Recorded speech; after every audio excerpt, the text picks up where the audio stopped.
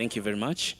Before you get seated, we're going to sing the anthem for the women. This is a Women's Month, so we have an anthem for the women, which was composed by none other than Professor Rose Mbowa.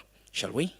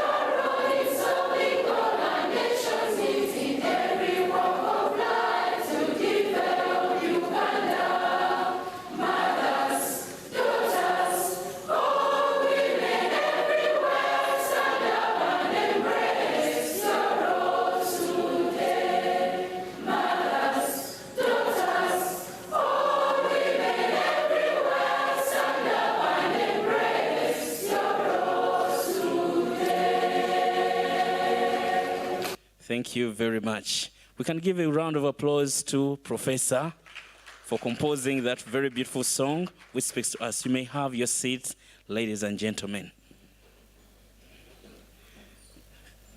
Once again, we want to welcome you to the Uganda National Cultural Center. And right now, it is my honor to invite the Executive Director of the Uganda National Cultural Center, Mr. Peter Francis Ojede, to come and officially welcome us to this day and in this place and set the ball rolling for this event. Thank you very much. Our ED, can we give him a big round of applause, Mr. Peter Francis Ojede. My stage hands, where are you to give me the podium?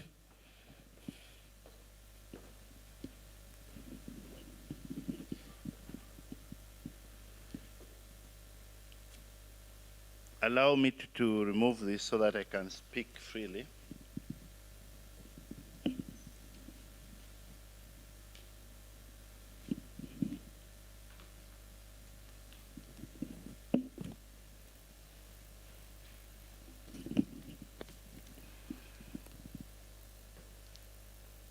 And good afternoon, ladies and gentlemen. I have already been introduced, and I'm happy to be here today. And I'm also happy to welcome all of you for this very beautiful celebration that we're about to witness. You are all aware that today is the World Theatre Day. And it is not by coincidence that we're actually celebrating the 60th World Theatre Day. And at the same time, this year, we're also going to celebrate 60 years of independence of Uganda. Isn't that a good coincidence? We need to, yes, thank you very much. I want to welcome all of you to the Uganda National Cultural Center. And I want to start with recognizing each one of you that is here without mentioning names. I want to maybe, I don't know whether my board members are here, maybe I should start with that. If you are here, please rise up. We need to recognize you, my board members. And you see, once you've been a board member, even if you've left, you're still a board member. So you still, I can see Mr. Fajil Monday, yes, Mr. Kimba Musisi, and behind there, yes. Yes, thank you very much. Once you have served, you remain that. We sometimes call it emeritus, but I think this is not, you're still serving. May I also recognize the leadership, I will start the leadership of ITI in Uganda. You are all here, I think. You can rise up with the president, and I want you to be recognized, the ITI leadership that is here. If you are here, maybe they're behind. I'm sure they're behind doing the arrangements. I also want to recognize all the art managers, art directors, and artists that are in this house. Please give a round of applause to everyone. Sometimes if you are the host, you forget about yourself, but I don't want to forget about the managers and the team from Uganda National Cultural Center who put together some of these things together. The team from UNCC, a round of applause for you. And rise up, thank you very much. This is the team that works behind the scene to make sure that things happen here. And thank you very much. And everyone that has been our invited guests, ladies and gentlemen, and we also have the press. I want to recognize and thank you for coming. You play a big role in our lives, and we want to thank you very much for being a part of us. I was very happy today when I saw some of the people that I've been working with, and more so to come and celebrate the day that all of us cherish. We're talking about the World Theatre Day, a day that is very, very important to all of us, even if it was not important to you, but you'll definitely have to feel it from another perspective. Some people think, and sometimes that's a wrong perception, that I have nothing to do with theater. But you have everything to do with theater. Because even if you sit in your sitting room, you're actually watching things that have been performed theatrically. So there's everything that then throw away your TV and radios if you have nothing to do with theater. I can tell you each one of us has a role and has something that picks from theater. Our theme for this year's celebration of the World Theatre Day is Uganda at 60, the legacy of theater over the years. The legacy of theater over the years. And I think this theme has been coined very well, and I know that there's going to be a presentation on this, and I don't want to go into detail of this, but it is good that I mention one or two things that relate to theater. I want to only try, we've been trying to really work out what culture is, and now it's almost clear to us. But I also want to try and bring the issue of theater near, so that every one of us who would want to understand this would be able to understand it better. If you talk about theater, we are really talking about all those things, call it music, call it dance, call it drama, call it acting, so long as it is done through stage, that is theater. All those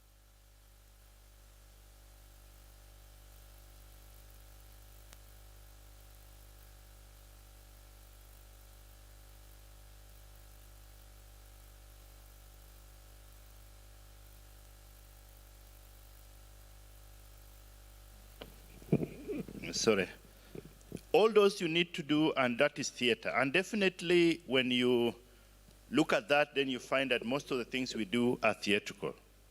And definitely when we celebrate this day, those are the things that we are celebrating. To an artist, you realize that anything that comes on stage starts with an idea. That's why we call artists creatives. You have to have an idea. And that idea needs to be put in paper. And that's where you find the playwrights, the scripts are written.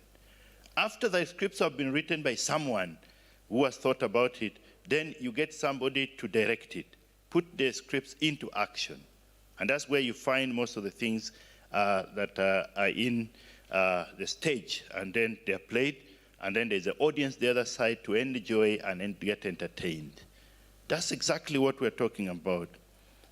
And therefore, as we talk about the World Theatre Day, and we're talking about the celebration of this after 60 years, I must say that there have been big progress, and there have also been challenges in the journey that we have been through this. To some of you, you'll know that one of the biggest stage that you can do theater is the National Theater here. It's the national stage, because this is what has been provided by government, it's provided by law. By law, this is one of the height, if you want. The number could be small, but it is the biggest in terms of government provisions and the law, the UNCC Act and so on. But that does not stop here. We are allowed to do theater all over the country, and I'll be speaking to that at some stage. We definitely will want to, I think one of the things is that we need to provide regular platforms. There should be places and stages that we should provide for theater to be performed. We need to open it up. There are some people who cannot access the National Theater. There are some people who are in the villages that cannot even access their cities. So we need to make sure that these things are spread all over the country so that people are able to access theater. That is one, provide a stage. And I'm happy to let you know that as Uganda National Cultural Center, recently we acquired, and this is for your information, we acquired a mobile stage. We now have a mobile stage. And our intention is to work with you and every other artist to make sure that this stage moves throughout the country, at least for the start. It may not be enough, but let's start. That's one thing that we are thinking, and we thought that we could. We also been arguing to government, and I'm happy that government has listened, and they're trying to work with us and make sure that we are also saying that let us not do theater only here in the National Theater. Let us do regional centers. Can we establish regional centers? Can we build things like this one in the regions? Because if you talk of districts, it may be too much. But let's have it in the region, maybe 9 regions. And this is our cry, and we've made proposals to government, and I can tell you that government has already listened. It is only resources that is limiting it. But soon, we might start this. And I want every one of you to support this initiative. We also look at the other side of it. Probably I call it the soft area. We have not maybe soft, maybe I could start with production support. There are areas that we want for production. And you find that, you want to produce your things, but you're lacking. One of them which I want to mention in terms of equipment is the sound. This sound you're seeing here, they're expensive. They need to be provided. And our thinking as Uganda National Cultural Center is that we need to start providing some of these, what we call common user facilities at some places, so that the people that would want to do and use it can use it. We call it common user facilities. So we look at sound, we look at stage, which I've just talked about. We need to look at the issue of light. These lights that we have here, some of them are not normal lights. They have to be theatrical lights. And they're expensive. And we're saying we need to be able to provide. And these are things that we're calling upon support from ourselves to be able to provide, so that we are able to promote our theaters. We've also noticed over time that, yes, we have people who perform, the artists, those who are into theater. But we also noticed that they have certain limitations, not because they want, but because they do not have the entire knowledge and skills that they should have. And we're saying that we should be able to embark on the issue of training and skills development in this area. I point out areas like Playwrights. I was speaking to Mr. Fajil Monda before I came here, and he was telling me some interesting things, that's what made him what he is. I mean, it goes to some of those areas of sharing, and you look at the skills. You say, I have developed this. Can we also be trained on how to do things like directing? Can we also be able to do things like sound designing? Can we do costume designs? Can we do light designing? Can we do scenic designs? Not all of us can do this, but we need to have some people who are trained and made to clearly do this and do it very well, world class. We do not just want to do a mediocre thing. So these are challenges that we have. And I'm glad and I'm happy to let you know that recently we got support from the French embassy, and we've done a lot of training, short trainings inside here. And we used our local skills, local people here. We have done, but it's not enough. How many people were trained? Very few. We're talking of a whole population of 45 million. So if we could do this and intensify it, we would be able to have quality theaters and quality productions. I would like to also let you know that this can also be done, and I want to encourage our brothers and sisters from Makerere University, Kiambogo University, and other universities. You need to take up this and develop some curriculums that would support what I'm talking about. I am sure you have them, but I'm not sure you've been doing them deeply. Our thinking is do it deeply, let's partner with you, and then we have more practicals here, more practicals than the theories, and that would make a big difference. And I think those are things that we want to talk about as Uganda National Cultural Center. I also want to encourage that there has been COVID-19. COVID-19 has changed the whole dimension of how we do our theaters. Theater is now not the normal theater that you expect people to come and watch here. No. We need to now start designing theaters that people watch from their homes. You're going to do the IT theater.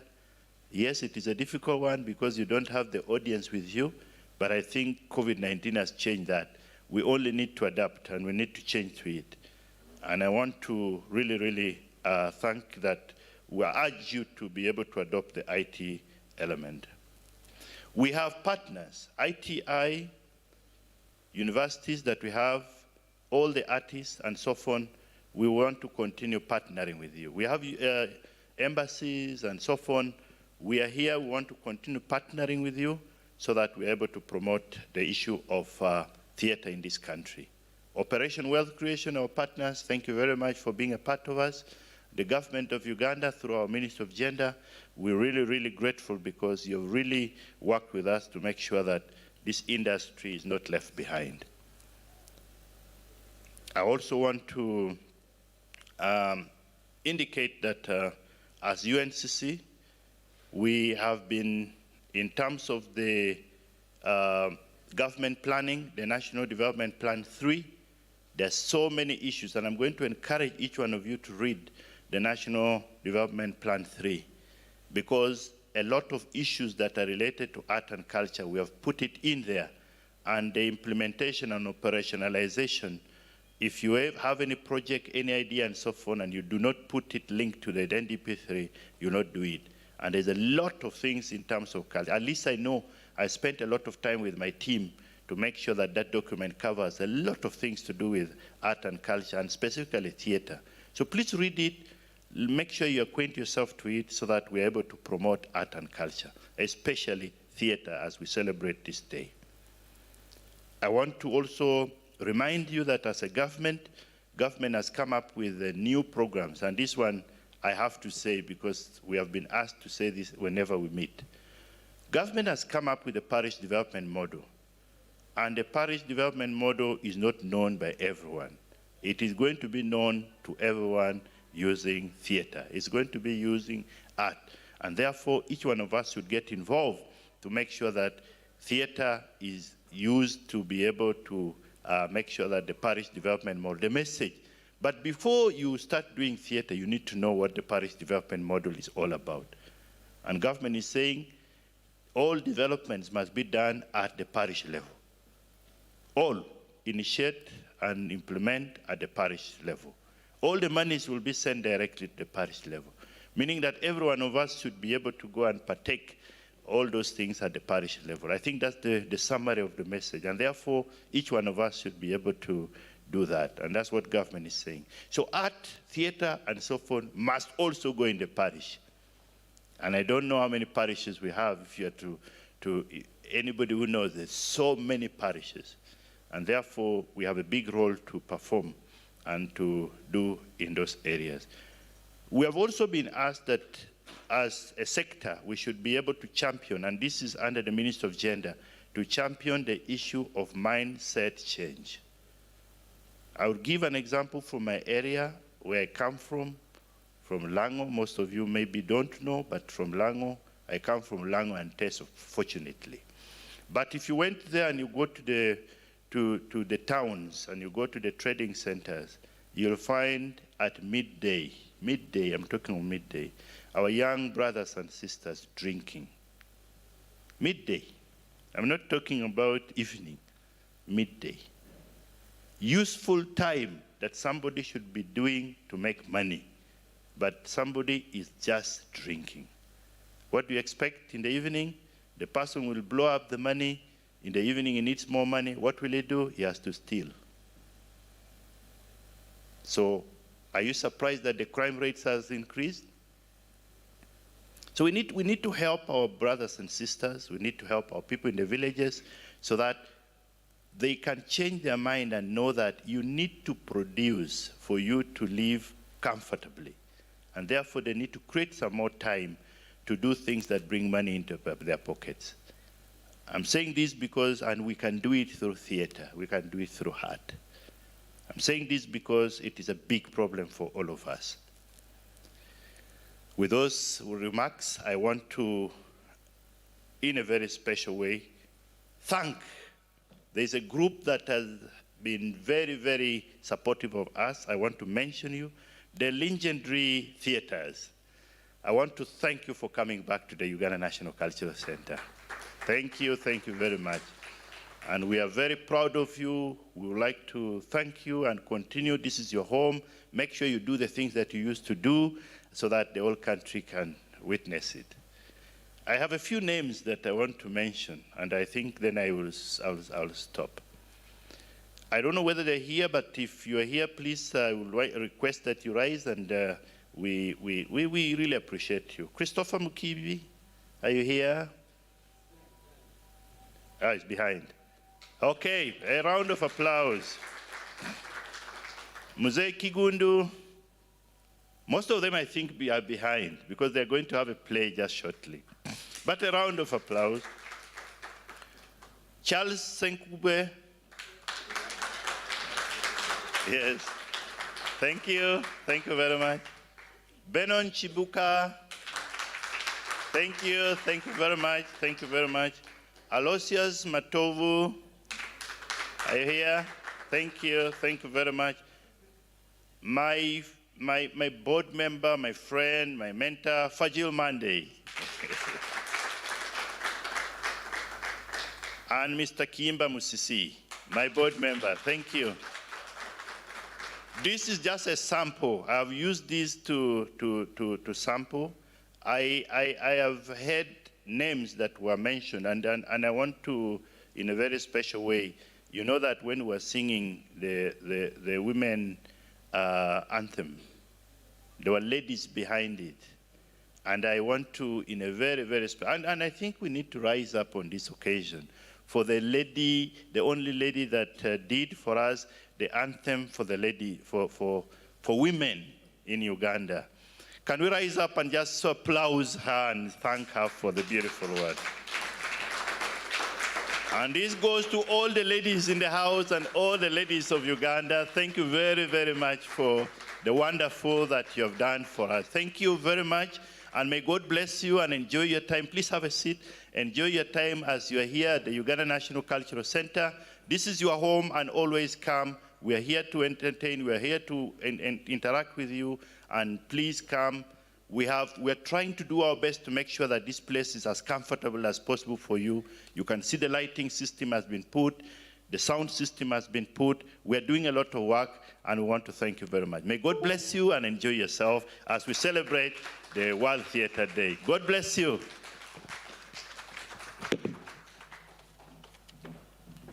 Big round of applause to our Executive Director, Mr. Peter Francis Ojede. Wow. Thank you very much for those kind and warm remarks that have started us off in such a very powerful way. Wasn't the speech very powerful for you?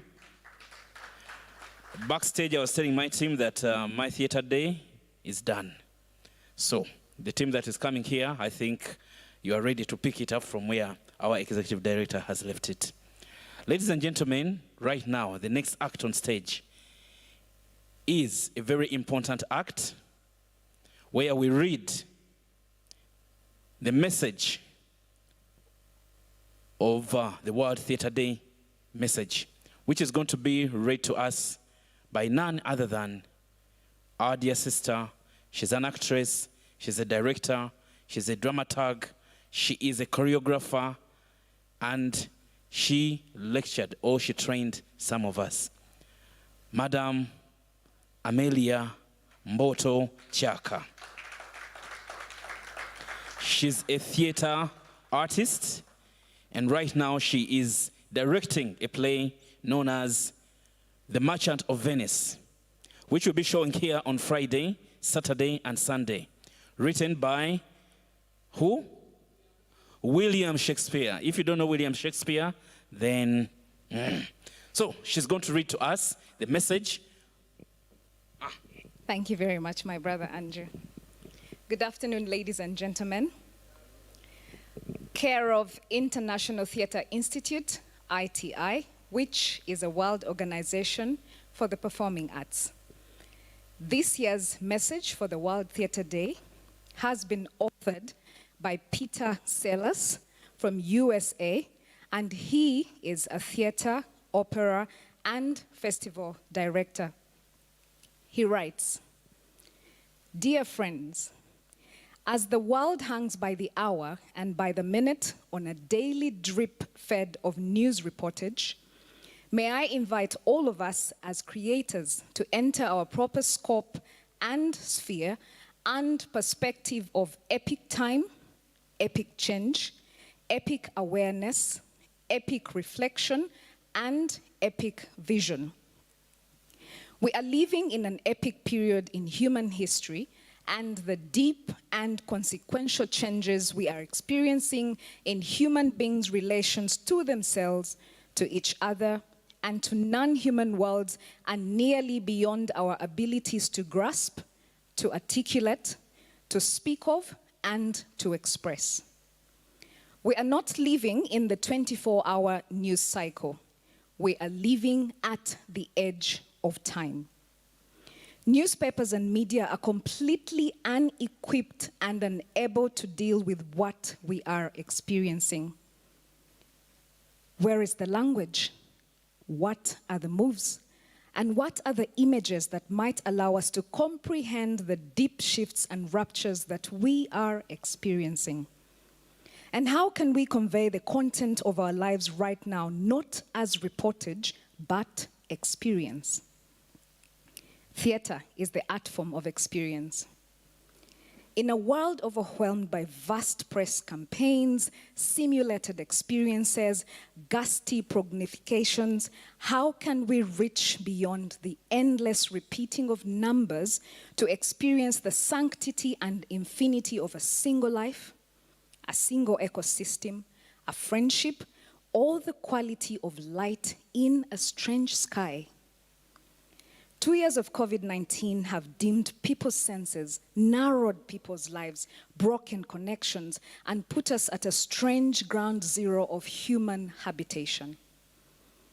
What seeds need to be planted and replanted in these years, and what are the overgrown invasive species that need to be fully and finally removed? So many people are on edge. So much violence is flaring irrationally and unexpectedly. So many established systems have been revealed as structures of ongoing cruelty. Where are our ceremonies of remembrance? What do we need to remember?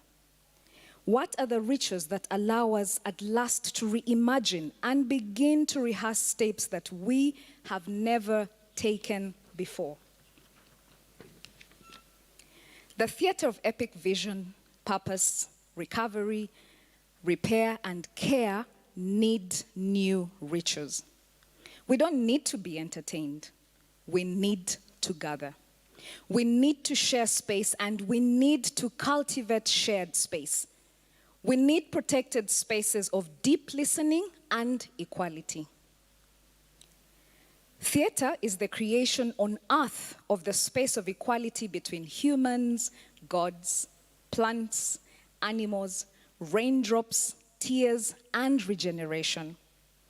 The space of equality and deep listening is illuminated by hidden beauty, kept alive in a deep interaction of danger, equanimity, wisdom, action, and patience.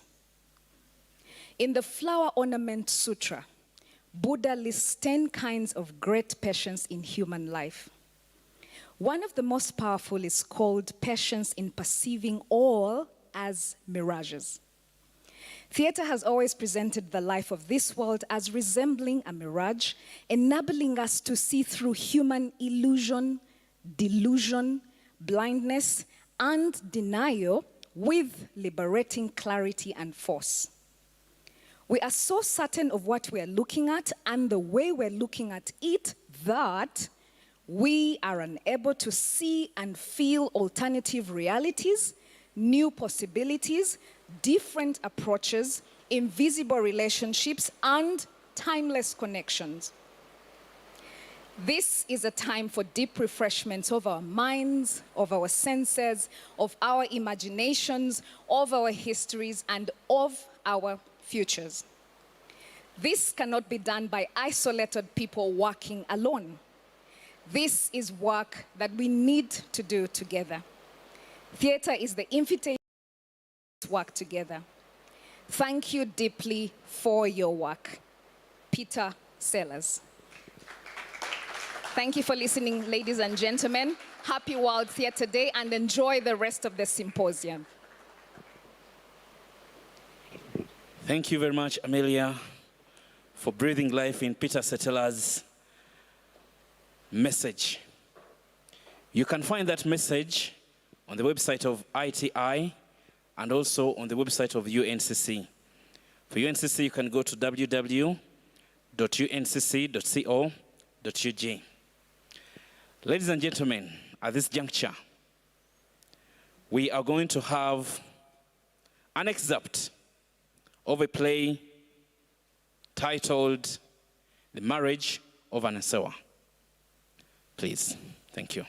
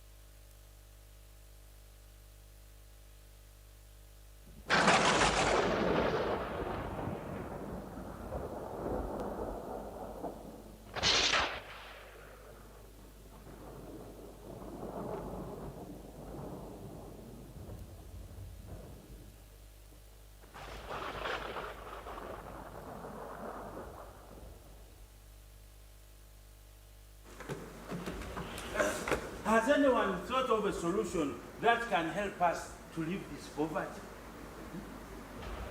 Brother, could it be you?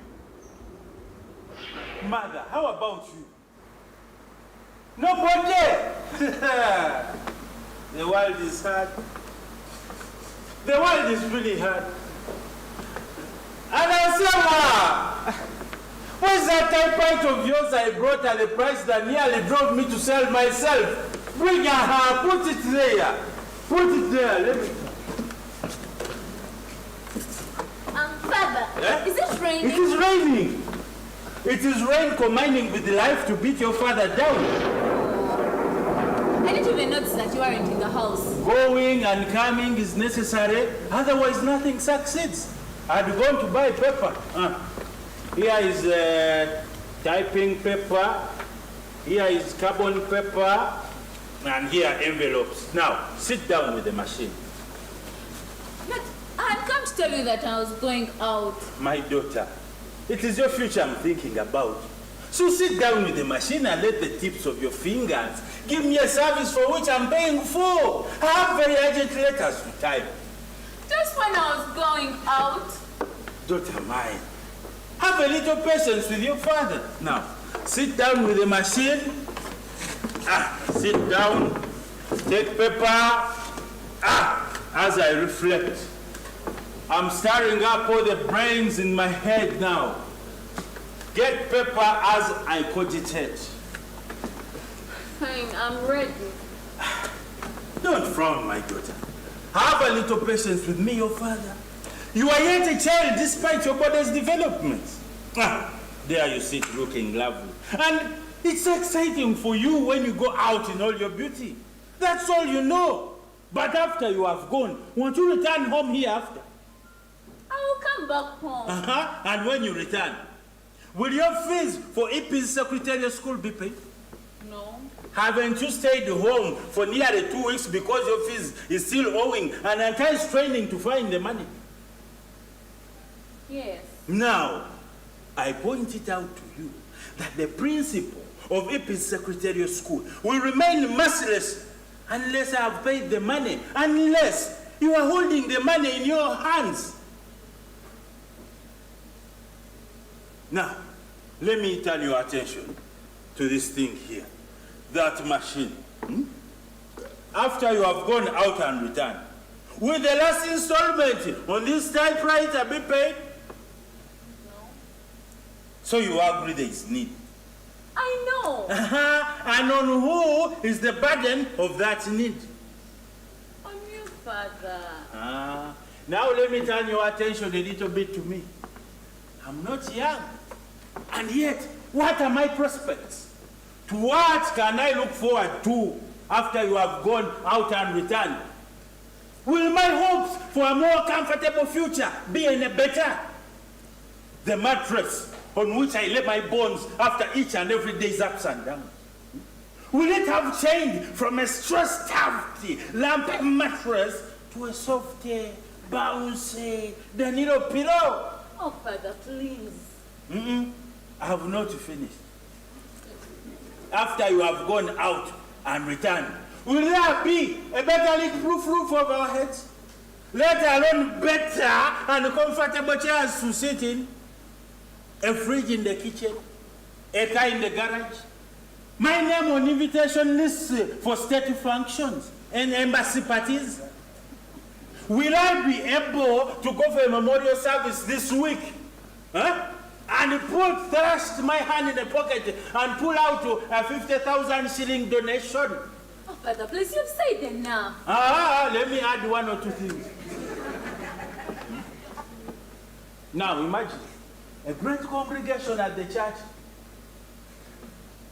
Here sits the priest. And there stands the glittering collection plate in full view of the public. It is time for donation, and the priest calls out, "Those born on Sunday, those born on Sunday, the K's and the S's, they fight up, they go, and they put their donation. Those born on Monday, the Kwadoas and the Doas, they fight up, they vote. Now, mind you, they are very soon going to reach those born on Wednesday. The Kwakus and the Kuas, and remember, my name is Kwaku. Say, my daughter, how many times have I missed going to church because there is nothing in my pocket to give in full view of the public? After you have gone out and returned, will my hopes for going to church be any better? Father, I employ you. I'm ready. Finally, I breathe my last and die. Well, people, well, first of all, my coffin, will it be drawn in a private house? Like that one of Empress, Uganda Funeral Service? Or will it be drawn in a public house? Will the people who come for my funeral eat chips, chicken, hamburger, and wine instead of chewing bits of cola, chicomando, and diluted Fanta? Father, Tell me. I thought you... Begin the typing, dear Chief of Supper. Begin. So, you also admire those things. Yet you be here condemning them open and open. You have pooped in them, haven't you?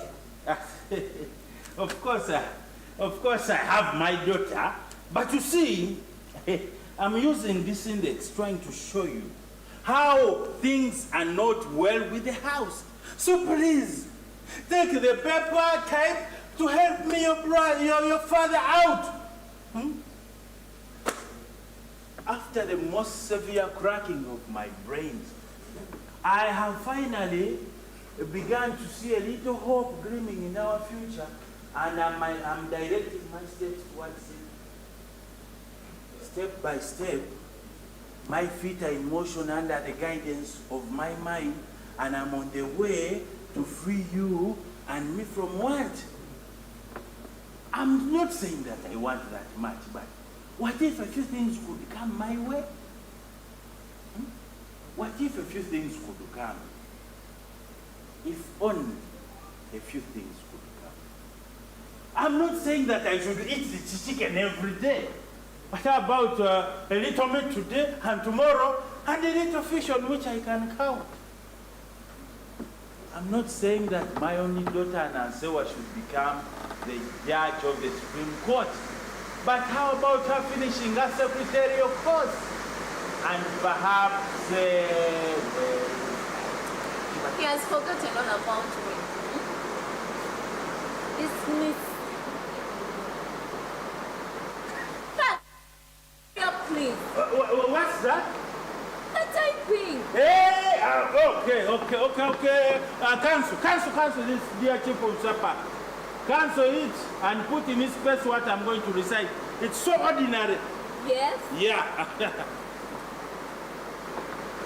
Almighty tree of ancient origin, mighty tree of ancient origin, rooted in the shrine of deity, countless branches in which benighted wandering birds are welcome to shelter.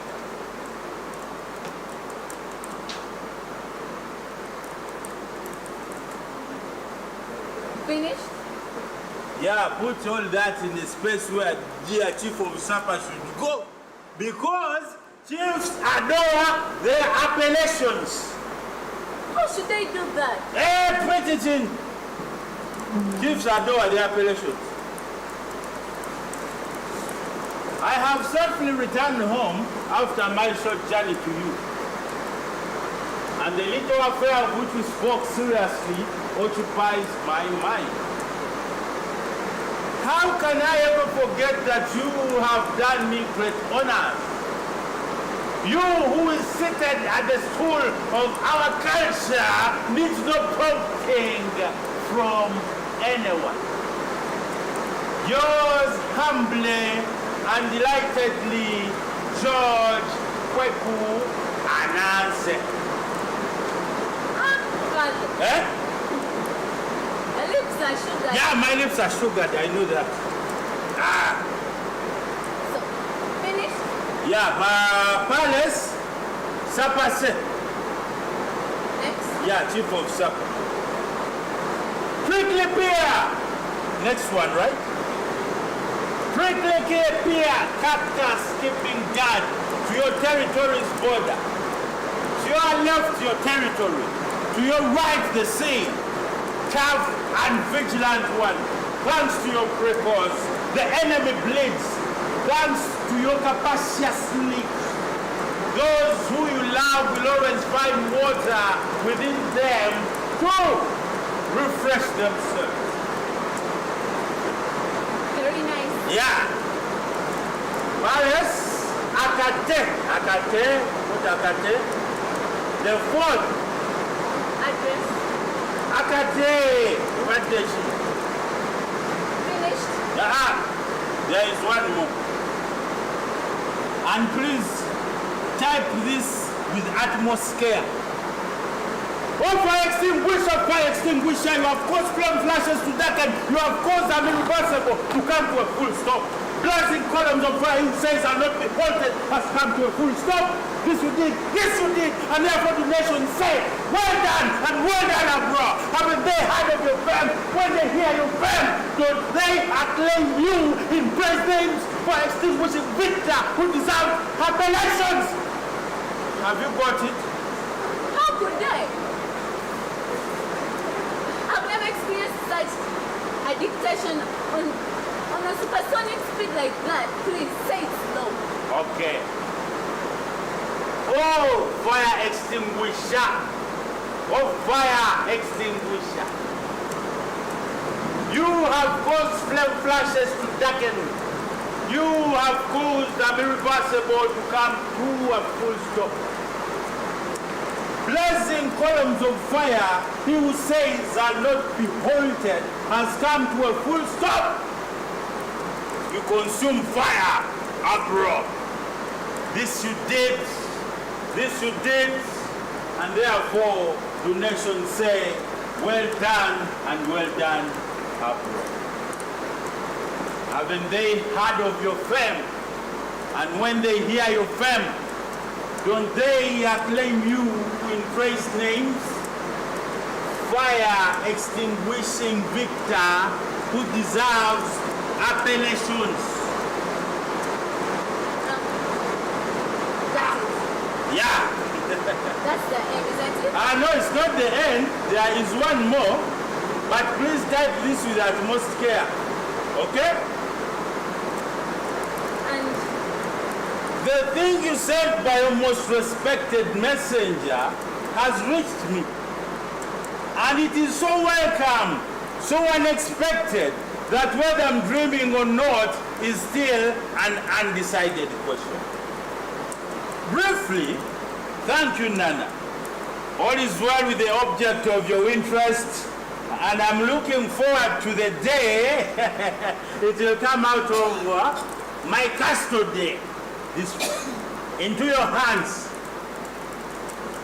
Since forwardness has never been my fault, I cannot dare drop a hint that the way is open for you to begin oiling the wheels of custom.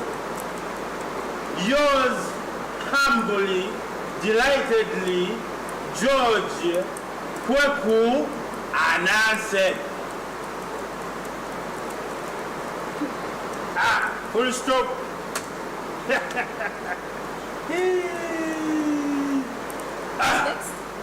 And address.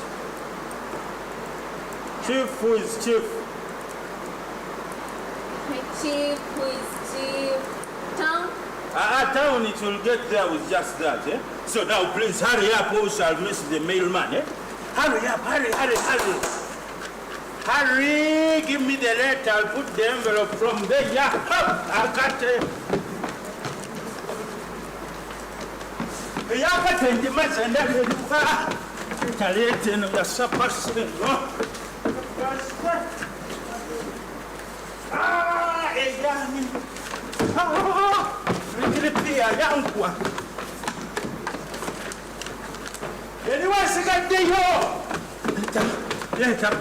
Vamos, já tu já.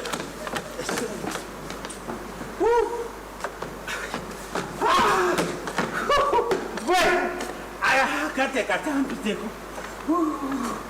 Hey, I'm exhausted. Father, I'm tired myself. But you have done well. Really? Yeah. Now, if you come here, come here, my daughter. have something interesting to give you.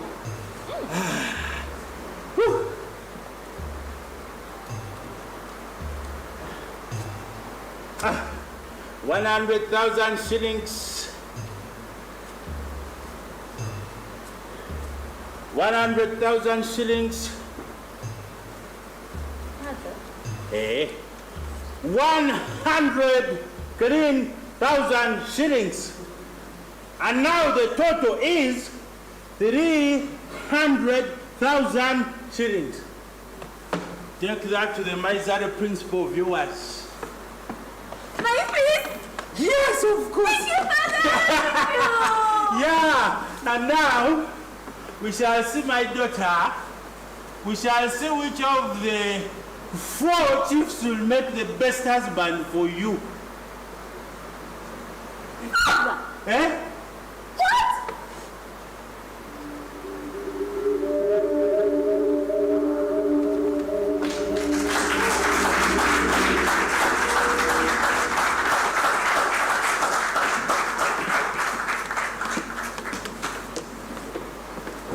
Round of applause, ladies and gentlemen.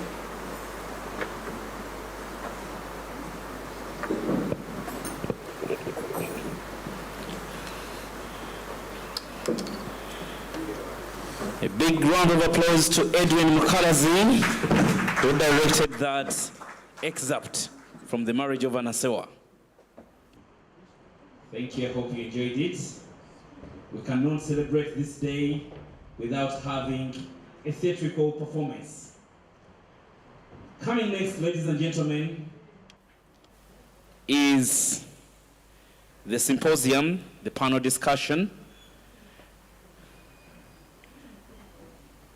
which is starting in a few minutes from now as our stage gets set for that. Later on, we shall be having an excerpt from Amma Mama. Chitufu Gwenna Biwata? Yes. By legendary Christopher Muchivi, whom the ED mentioned of as one of the legends that are back on this stage and at the National Theatre.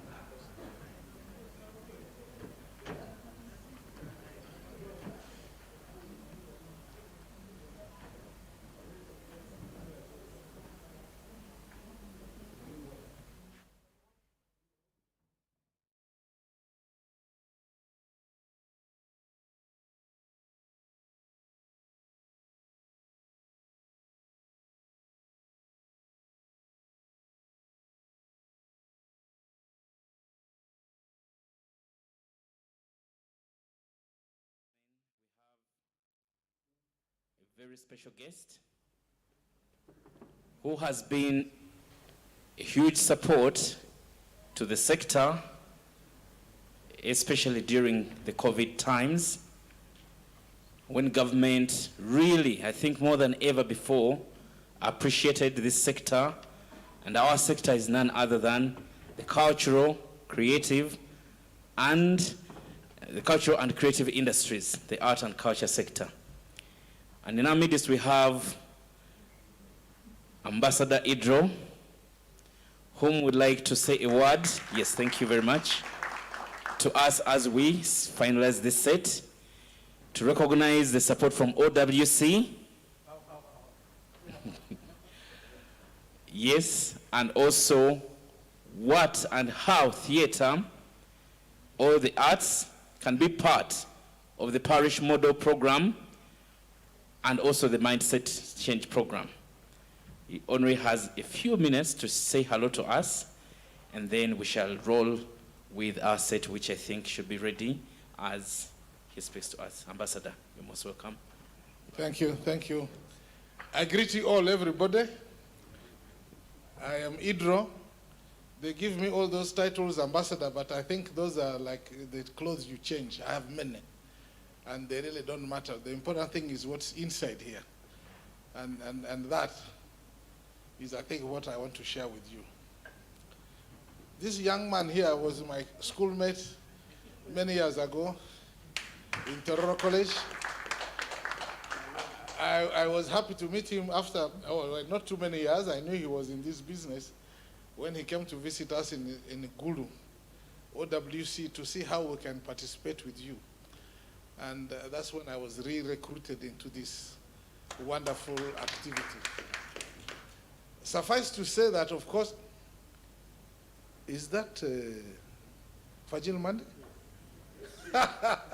Fajil, nice to see you again.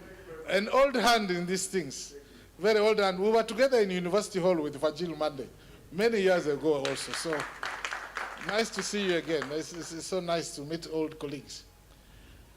Drama is my passion, but also music was mine when I was younger.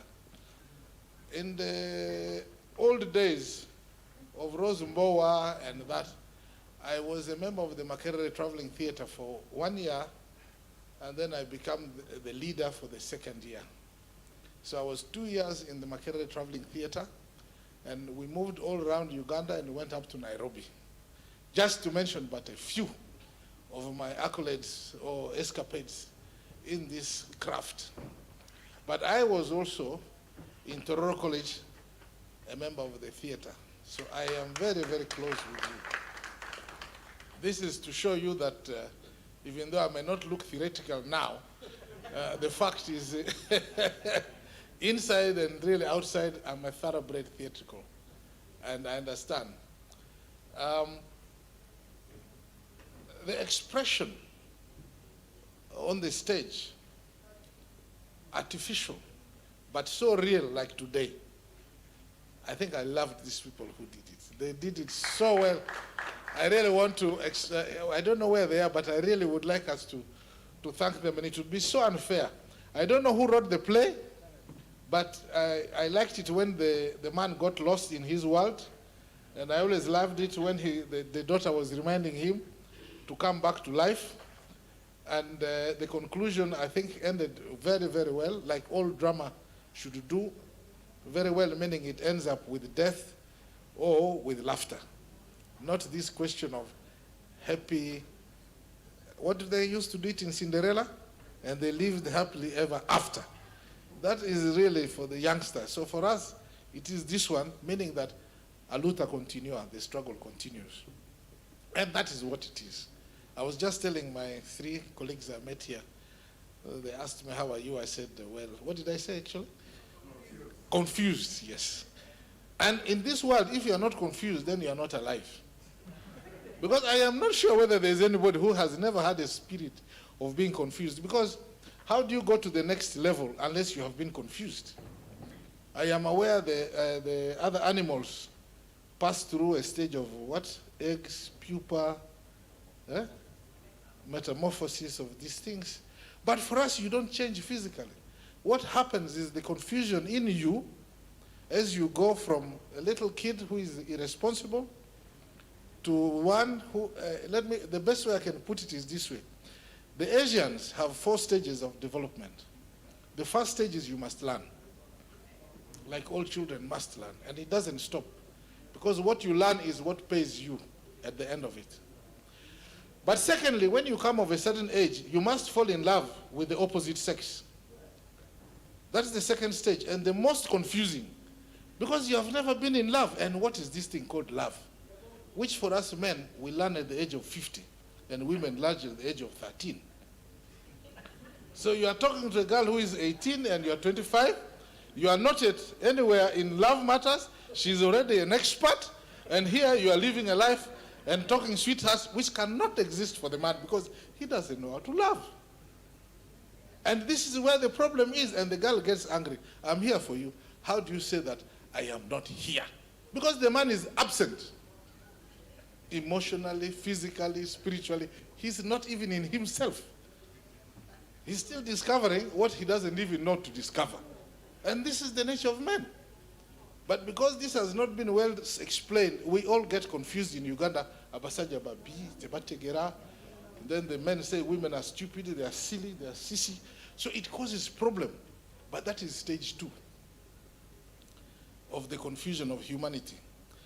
Stage 3, according to the Asiatics, is now when you must have an environment. Because you must have a social environment. You are married, still quarreling. But the kids are different in character. You tolerate it. But you don't want your wife to be different. And your wife also wants to put you in her pocket. How can this be when you all allow your children to be different? The other one likes to play, the other one likes to read, the other one likes to draw. And you tolerate it, but you don't tolerate your difference or differences. Is that not confusion? It is a very serious confusion, and most people don't get out of it even up to the age of 50 and 60. But that's what life is. So confusion. Now, when that happens, and you manage to tolerate your wife, and your wife manages to tolerate you, and you're able to tolerate your children in their different ways, is when you're in a position now to tolerate your neighbors. A Hindu, a Muslim, a Christian, a Mahdi, a Karamojong, a Muchiga, a Muganda. It doesn't matter. Because you have seen that in your home. And because you have tolerated it, you become a good neighbor. After becoming a good neighbor in that way, because you are now conscious of it, is when you can, like now me, retire to the first stage, whereby you can understand the meaning of meanings. Yes, it is as meaningful as that. When you understand the meaning of meanings, you are enabled to now to ask, what is happiness? Huh? What is happiness? Is it a short-term thing? Is it a long-term thing? Is it something where you are clear? Or do you just surrender to something called the Lord? Or somehow you surrender to the environment and accept it? What is it? What is a good person? What is a bad person? Now you're asking questions to understand meanings, and that is when you can really now write this plays, because you have understood the various stages of human confusion, and you can configure them and conclude it well. And that's why the other play was nicely concluded. And I think we're here because we're always confused and trying to understand this meaning of meanings, but at the age of 18 and 20, you can't. It's not possible. That's why all the young men here, they get confused by all these things that confused Adam. Adam was confused by one woman, but when they are 100, what do you think happens to a man's head?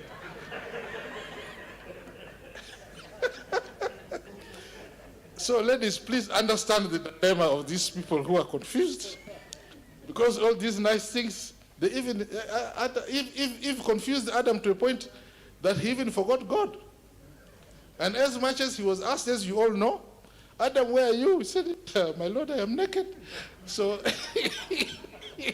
it is to tell you how much confused he was. And indeed, up to now, that has continued. So dramatists are people who understand these things and make fun of them, or make it in an easy test for you to digest, so that you go home knowing that you are not alone and that you are perfectly all right in being confused with life. Because if you never got confused, you can never mature.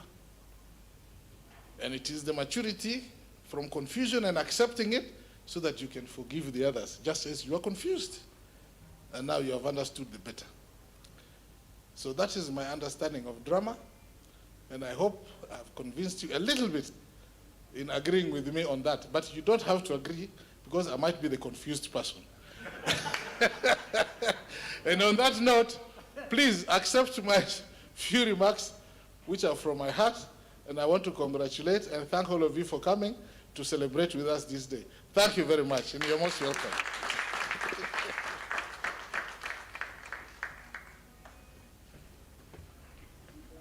A big round of applause to our guest, Ambassador Idro. Okay, thank you very much. At this juncture, ladies and gentlemen, as our very special guest takes his seat,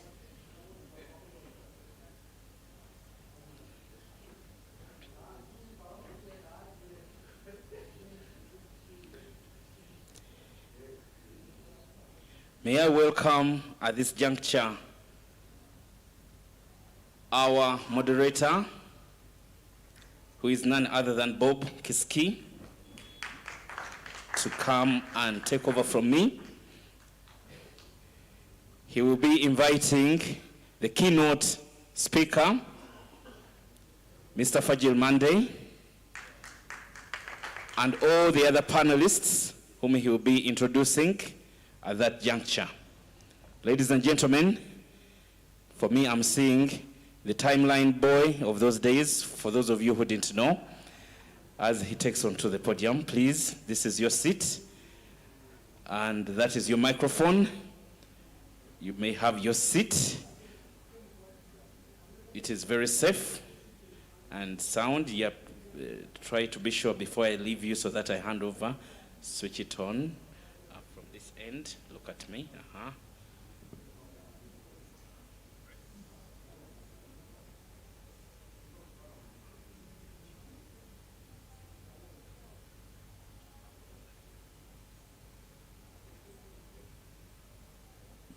Great. Now we can exchange. Over to you, Sebo. Great.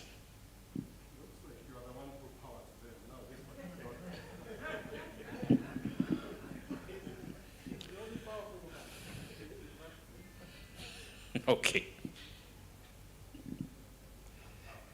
I didn't want to sit down before honoring you people. A very good afternoon to you, everybody. You are all very welcome to this part of the celebration of World Theatre Day. And like Andrew has said, I'll be moderating this part. And I am honored, greatly honored, almost to the level of being intimidated, to be hosting people I've revered all my theater life, which is really from childhood. Names I first read in books and on newspaper pages, and people who actually taught me in class. I was telling Amelia, who is a bit of my contemporary, that one I can shake her hands without feeling intimidated.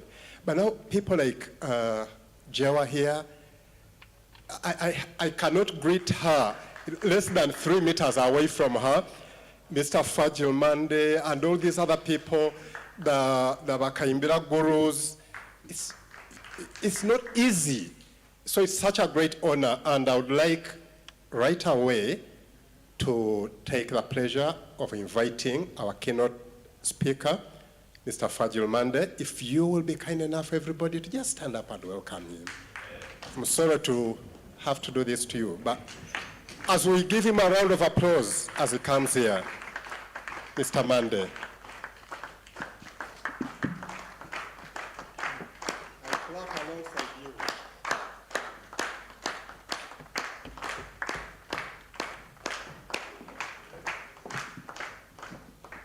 He really needs no further introduction. Mande is a brand. So, Mr. Mande.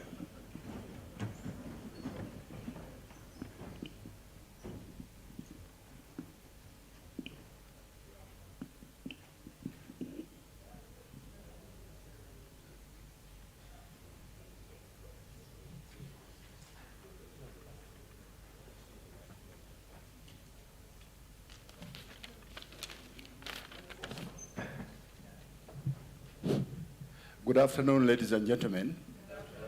I'll begin very, very briefly. I was allowed 20 minutes. First of all, a short intro. I'm right now 74 years. I first appeared at the National Theatre when I was in Senior 2 at Lubiri Secondary School, and I came here to act with Kayayu Film Players, a part of a boy who was suffering from jiggers. I remember that. That's when I started understanding that theater meant that you had to deal with the problem and offer solutions to that. Then, of course, earlier on I had acted in my primary 5 at Jinja Karoli in a play on health. And I remember I got a present of a small lamp, hurricane lamp.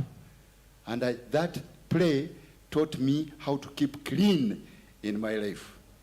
I increased the number of times I wiped my feet whenever I went to school at Jinja Karoli. Between P3 and P6, I would wipe my feet because by that time I didn't put on shoes because I didn't have shoes. But I remember I cleaned my feet after doing that play in the dew, in the grass, to appear at the morning parade, healthy and clean.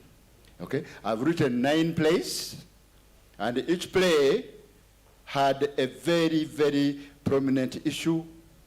One play called Endless Night was about living in darkness all the time because you don't learn to believe in yourself and the accidents or the misfortunes that have happened to you, nor do you try to overcome them. Another play was about children and how they are antagonized by parents and they turn against, but of course the children don't misbehave and mistreat the mothers and parents, but it showed the conflict between parents, particularly the parents injuring and hurting the children who are innocent. Then another play was about a young man, bootstrap, who turned against his father and his mother. He said, once you're a criminal, it doesn't matter, but I must fight you. The mother and the father were stealing children out of Uganda and out of Africa and selling them abroad. And this young man who had just been to the bush training and came out as a revolutionary fought this and broke the clique. Then another play was about people. It was called Funny People. Funny People. People are funny. They believe and follow people who are fooling them. They call them sir, when the people are actually siphoning them and killing them. And they end up killing the person who spoke the truth and believed those who told lies. Then there was another play called Goodbye Spruce, Goodbye Rose, which was recited on BBC, a short play about the end of environment. Spruce is the Christmas tree. Rose is the flower. We see the rose flower and the spruce tree speaking on the last, because eventually a cameraman who has been hired comes and destroys them, and that's the end of a flower and grass and a tree on earth. Okay? Those were the plays. Meanwhile, for me, I've acted in more than 85 scripts plays on the stage. Okay? And I've also done some filming, acted in 2 films, and then the city game on the television. But I have also used drama, particularly when I was RDC Resident District Commissioner during the time of the heated and very fruitful Muchaka trainings. You heard the stories of how I made the people in Tororo to believe in putting on shoes. Kawarole put on shoes, Kapchora put on shoes, but most of the teaching was done through pieces of drama created by the old men and women and young men, because we were training people up to the age of 12. Everybody was trained in Kapchorwa, Kabarole, and Tororo, and they all changed because I used plays not written by me, but written by the participants themselves. Not written, but created. I was adding, because I'm writing a book about that, we did more than 700 plays. Because sometimes we would do it at parish level, sub-county level. That was the bit of the drama which I've gone through. Ladies and gentlemen, that is the short introduction. I want now to make these comments on top of that. I want, first of all, who are we? Why are we celebrating? Ladies and gentlemen, we are celebrating, one, in the memory or in praising and sharing with all the men and women who have written a play or created a play and presented it to the world. We are also celebrating all the women and men who have acted in a play in order to make meaning and communicate to the audience. We are also celebrating or remembering all the people who have put up the props, who have put up the costumes, who have made up the makeups of the actors to make them fit into the characters. We are celebrating those. And finally, we are also celebrating people who have used drama, to change human beings. Because I must underline this, ladies and gentlemen, drama, just like you've seen in the short play, and just like Ambassador Idro was saying, drama works on conflict. Conflict is by human beings, and it is the conflict that brings about the change. You cannot make a play without conflict. So we are celebrating all the people who have changed people's lives. And we are also celebrating and remembering the people who have put up places where plays have been performed and are being performed. That's why we are here together, all right? Secondly, I want to give a sort of little background or situational analysis. Ladies and gentlemen, this situational analysis I am making shows you how far we are. First of all, members, you notice the turn-up. This turn-up is not an accident. I'm saying the turn-up is very little. That shows you how seriously now people or theater is being regarded. Theater, in a way, has lost that, not humor, but the power of attraction, the power, and we must deal with it as we are remembering the theater world theater, all right? I am saying, ladies and gentlemen, today in the world, this is researched fact, 75% of all human activities are being done by robots, including most of the intricate surgeries. Robots have taken over from human beings. Technology has taken over from human beings. Artificial intelligence. So what does it mean? It means, ladies and gentlemen, that the human being is actually losing out and becoming less and less human, because the robot has taken over. This is true. You look at our home here. How many people used to work in a bank? Very many. I worked in a bank at one time, Libyan Arab Uganda Bank, the current yes. Okay? But how many bankers are there? They have been replaced because of technology. Are you getting me? They lost jobs. You can't blame the employers. No, that's the situation. The machine, the robot has taken over. The machine is taking over even fighting the wars. The machine is taking over even serving in the hotels, in putting together vehicles and so on and so forth. We are also in a world today, we are talking about the World Theater Day, and that's why I began by the world today. We are talking about the world, ladies and gentlemen, where more and more people are completely disabled. The world today, it is estimated, is being controlled by not more than 20 men and women. The rest of us, we are just there, gradually being taken over. That's the world in which we are operating, ladies and gentlemen. Okay? And I mentioned that because we as dramatists, we must understand the environment, we must understand the human being for whom we write, for whom we act. Because if we don't do that, we are not going to solve the problem. But I want to appeal to you as fellow dramatists and sympathizers with the drama or theater that we need to save the human being. Finally, in the world today, and my wife is fond of putting this, she says, Apuli, she calls me Apuli by my petty name from Toro background. Are you getting me? The human being is disappearing.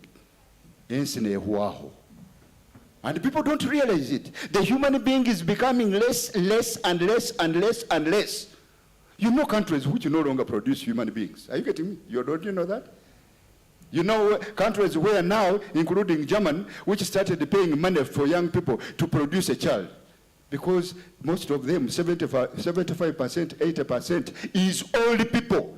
So the human being is no longer there. Meanwhile, the robot is taking over what you are doing. So what we are left with now is you and me becoming gradually a vegetable. Dodo. I thought, ladies and gentlemen, I would paint that picture so that we can see. Because behind in my head, I'm saying one of the redeemers of the human being is the theater artist. It's the writer. We can save humanity. We can reinvigorate the skills in the human being. We can change the thinking system of the human being. And we can give birth to a new human being, we ourselves. Because that's why we became writers and so on. Why did I bring you that background? Ladies and gentlemen, 2 points. Why did I give you that background? Because you and me, we writers of plays, actors on the stage, we deal with the human being. Nobody writes a play about beasts. If you write about cows, you give them human feelings. Are you getting me? Right? We deal with human beings, and we are there, workers for human beings, to change them. Point number 2, you cannot change people who you do not understand. You do not. If you don't understand people's problems, their celebration and all this, can you change them? The answer is no. And that's one of the critical issues. We have a lot of people who are dramatists, but they don't really understand the people, their celebrations, their challenges, their time they are going through, the activities they carry out, what they are sharing, they don't understand. You cannot help those people if you don't understand that condition. You don't even understand the environment in which we are. You don't understand Uganda. You don't understand what is urban life, what it is. You don't understand what is taking place in the science of managing society. You don't understand what is taking place in the economy. You cannot be a true artist, playwright, who is going to change if you don't understand those. That's why I gave that background. Now I want to jump very quickly, ladies and gentlemen, to my third point. Challenges of theater in Uganda today. I'm coming now, zeroing down on Uganda. What are the challenges? How do you see them? One, we have internal weak structures. I used to be a member of Uganda Theatrical Groups Association. We don't have any strong structure today looking after theater. Let it be whatever you call it, all the structures have been weakened. And that means the drama itself weakens and the organization of drama weakens because we don't have strong enough structures to oversee or to make sure that theater grows. Number 2, I think we have not still established the ethical code of conduct.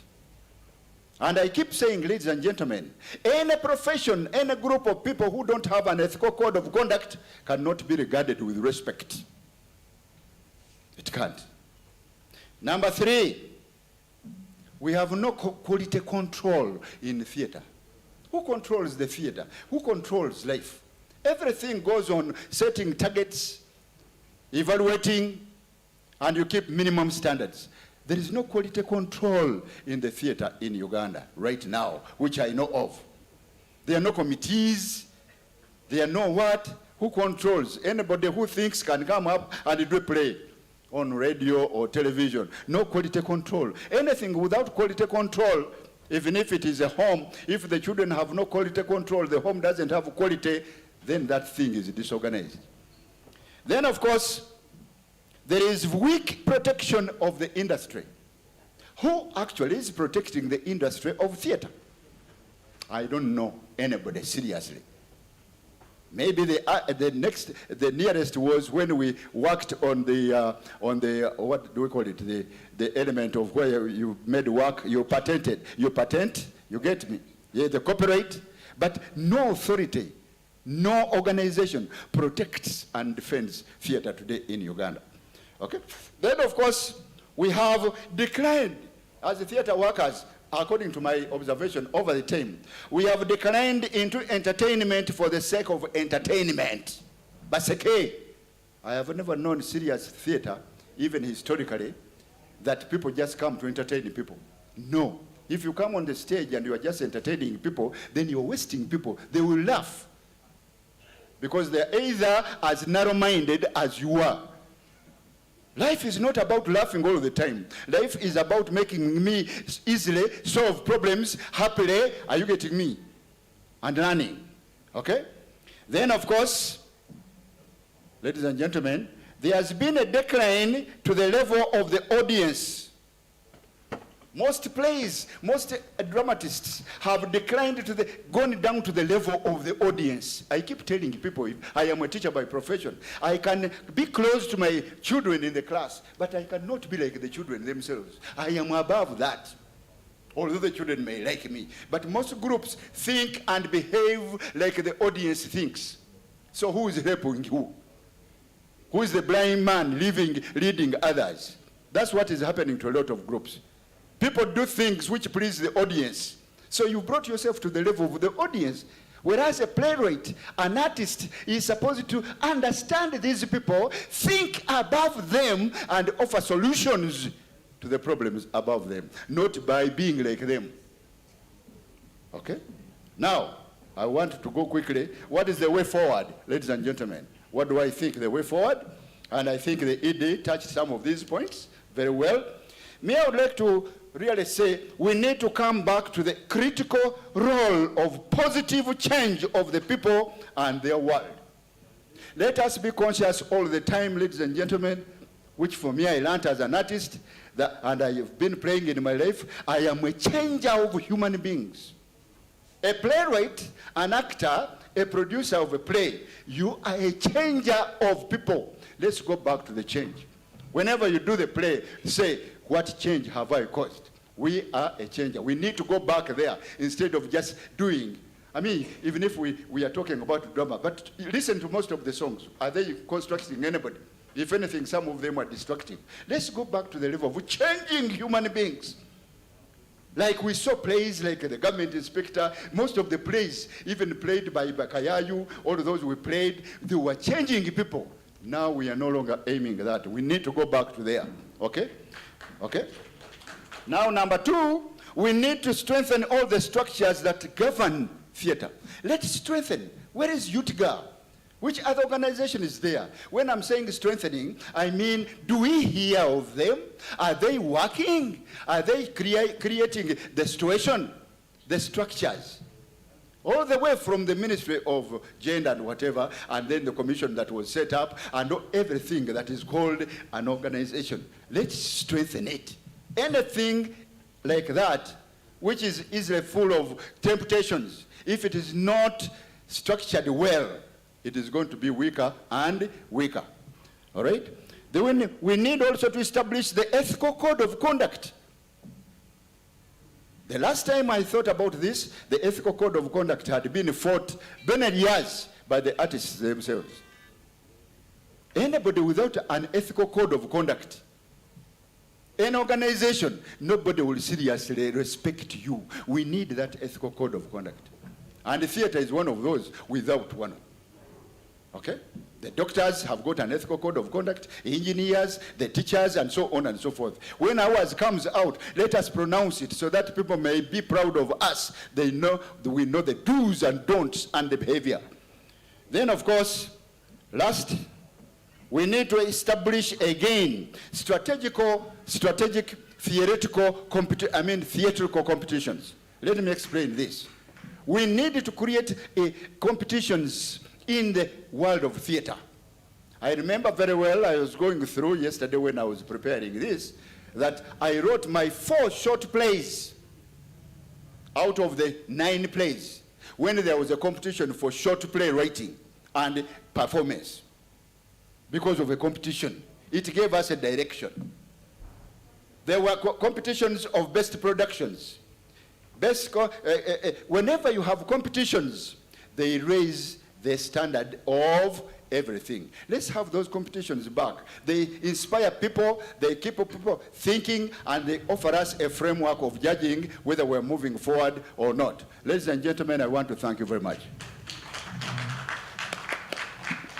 Thank you so very much, Mr. Fajilmande. Surely that is mean. Let's give him a real rousing round of applause for very well-prepared, well-articulated presentation that touches the core of our existence and our place as theater practitioners. And you may not want to respond to this now, But at some point, we would like to discuss what you said. Theater has lost its place, lost its significance, lost its people, lost its homes. Theater has lost. And there is a thinking in some sections of society that times have changed.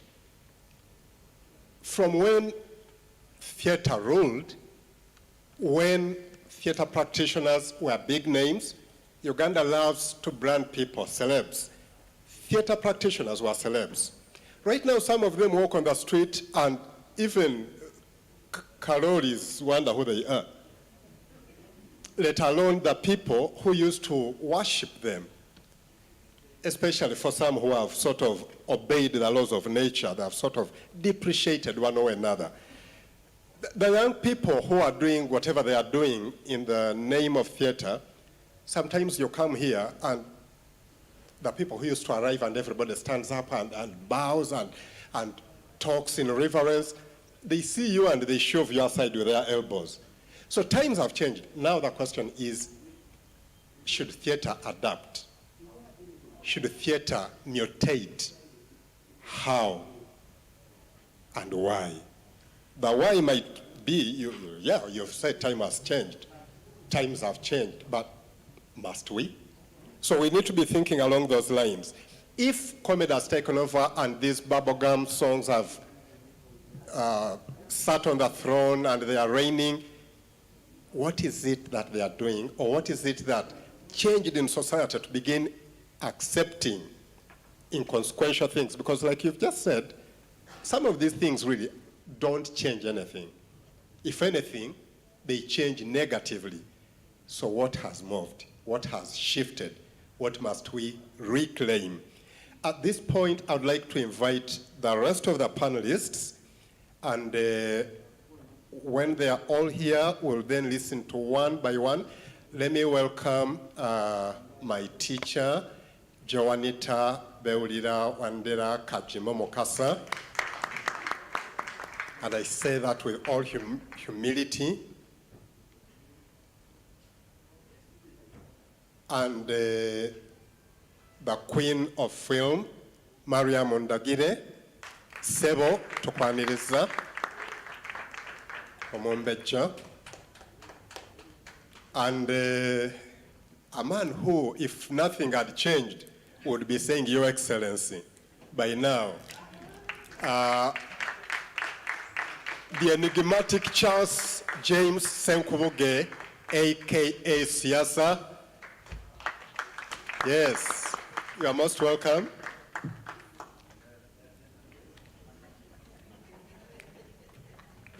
You people, I'm going to protest. One of you, either my teacher or Mombeja, come and sit this side. I have the right to dictate on that one. That's why you were the moderator. Yes, so either my teacher or Mombeja, come and sit this. So, Mwami Senkubuge, displace one of those ladies and sit there.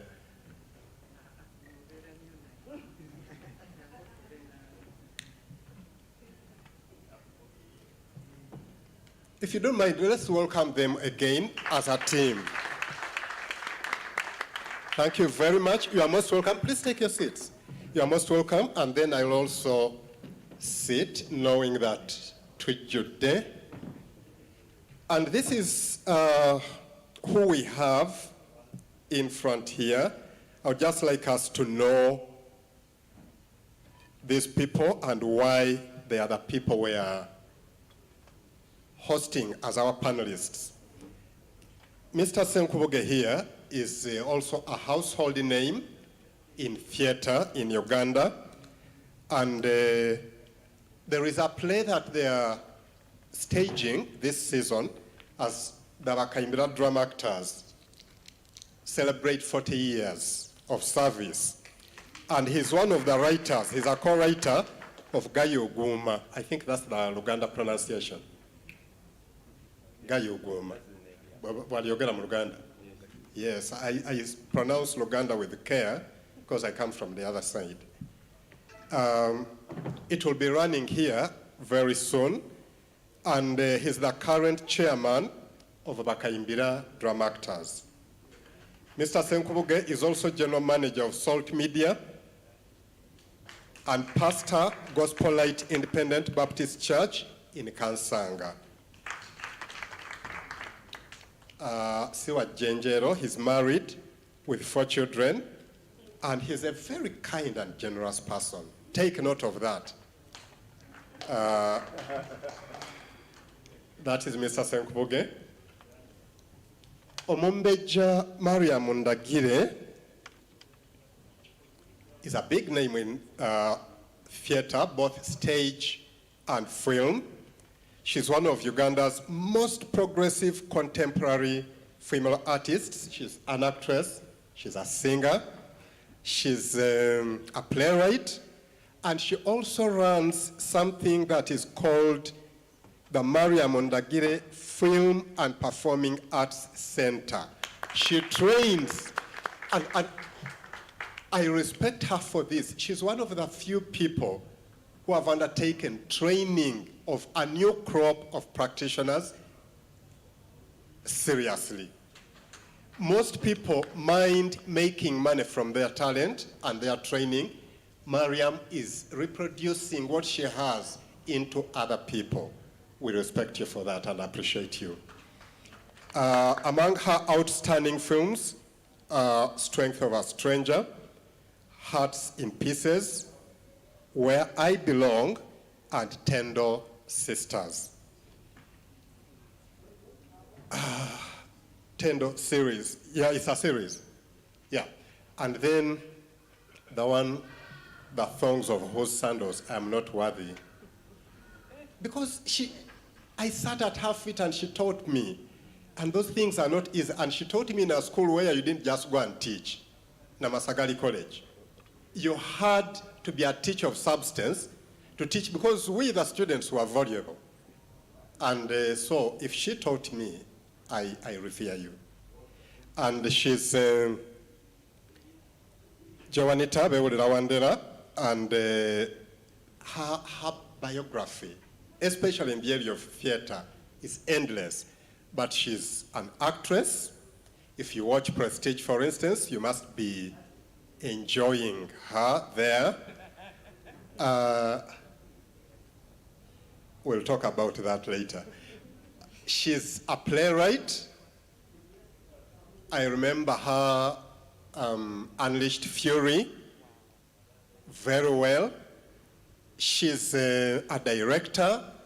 She's a trainer. She's many things. But because we do not have all that time, I will not list all of them. I would like right now to allow each one of them strictly 5 English minutes. And I'm going to be timing, and when I stop them, it will not be because I'm impudent, it will be because I value your time and our time. So each of you is allowed 5 minutes, and I will begin with Mariam, followed by Charles, and then finally Joanita, whom we fondly call Jewa. And then after that, this is what we will do. I think after each one of you has presented,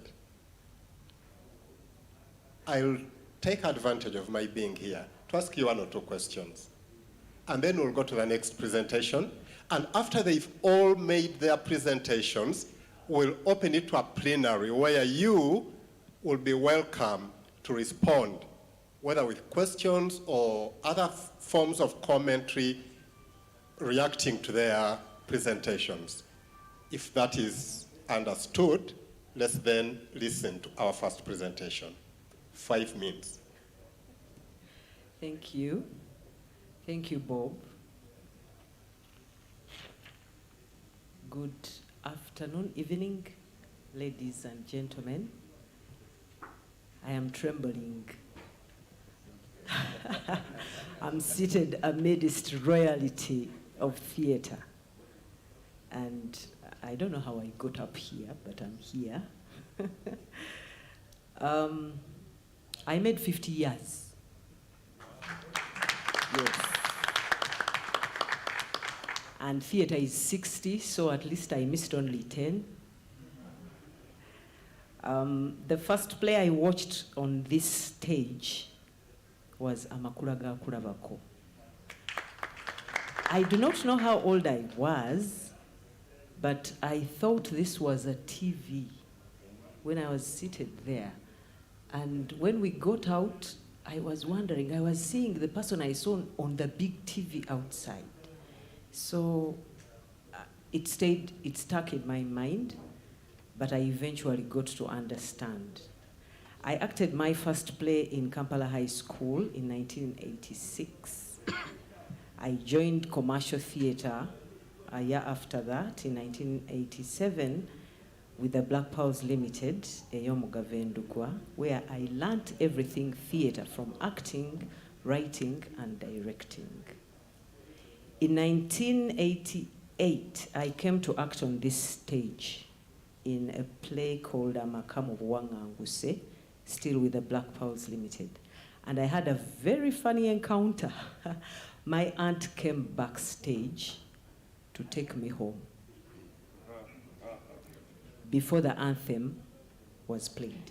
Actually, the anthem played as I was being pulled from one side to the other. My aunt wanted me to go home. I was the main character in the play. I could not abandon it. I cried my eyes out. She wouldn't listen until our director, Mugavendugwa, called in the management of the National Theatre, and Mr. Ondur, Leonard, may his soul rest well, helped keep me backstage. He told her, this lady, this you call a girl, is now under the management of the National Theatre, so if you really need her, you'll wait at the gate. Please come and we go together. She wanted to walk past me so that she can grab my hand, but that didn't happen, so I stayed, and since that day, the rest is history. I stayed forever. I have acted and written very many plays. I'm unlucky, I can't say them off my fingers like Mr. Fajil Mande was mentioning his. I'll try to cram mine and have them off head. I acted, I wrote my first play with the Black Pearls Limited. Then I went to AfriTalent and Diamonds Ensemble at Bat Valley Theatre, where we still are after almost 30 years. And I was privileged to join Makerere University MDD department with a call by Professor Rose Mbowa, who opened the doors of the department to the youngsters in the theatre industry. For that, I applaud her always. With Bat Valley Theatre, I started a theatre and performing arts festival, which ran for one edition, and Masaka took the crown, but COVID intervened, and we have not run a second one yet. We worked hand in hand with the Bakaimbira, who were part of the jury, and Theatrical Association Uganda, and it was a wonderful thing. We are still going to have it again and again. My main worry with theater is I'm disturbed by women in theater not taking center stage. And I'm scratching my head to ensure more women get into theater and actually stay there. Recently, we had a play with the Female Performing Artists Uganda, an association that I started with the female artists. And this play, Viswanka, had only women acting. It was only women writing, and the only man we had, or men we had, were the stage constructors and the sound man. The curtain lady was there. The person in the control room was a woman. So I'm thinking, women have a lot of stories to tell. We will tell them so well. Please, women, come and we take center stage. I'm told the time is up by Mr. Bob Chisiki. The Department of Drama, please pick up Professor Mbowa's issue of enrolling already existing thespians and get them to come to be skilled. UNCC, please get more workshops towards empowering women thespians. Thank you very much. Thank you very much. Let's appreciate Mariam. Mariam, you raised the matter of women in theater. And you're concerned because, well, whether people want to believe it or not, really women are the pillars that support society. And I'm not going to apologize for that. Shakespeare, whom one of my naughty lecturers called William Munyenya Fumu, is quoted to have said in one of the plays he wrote that all the world's a stage.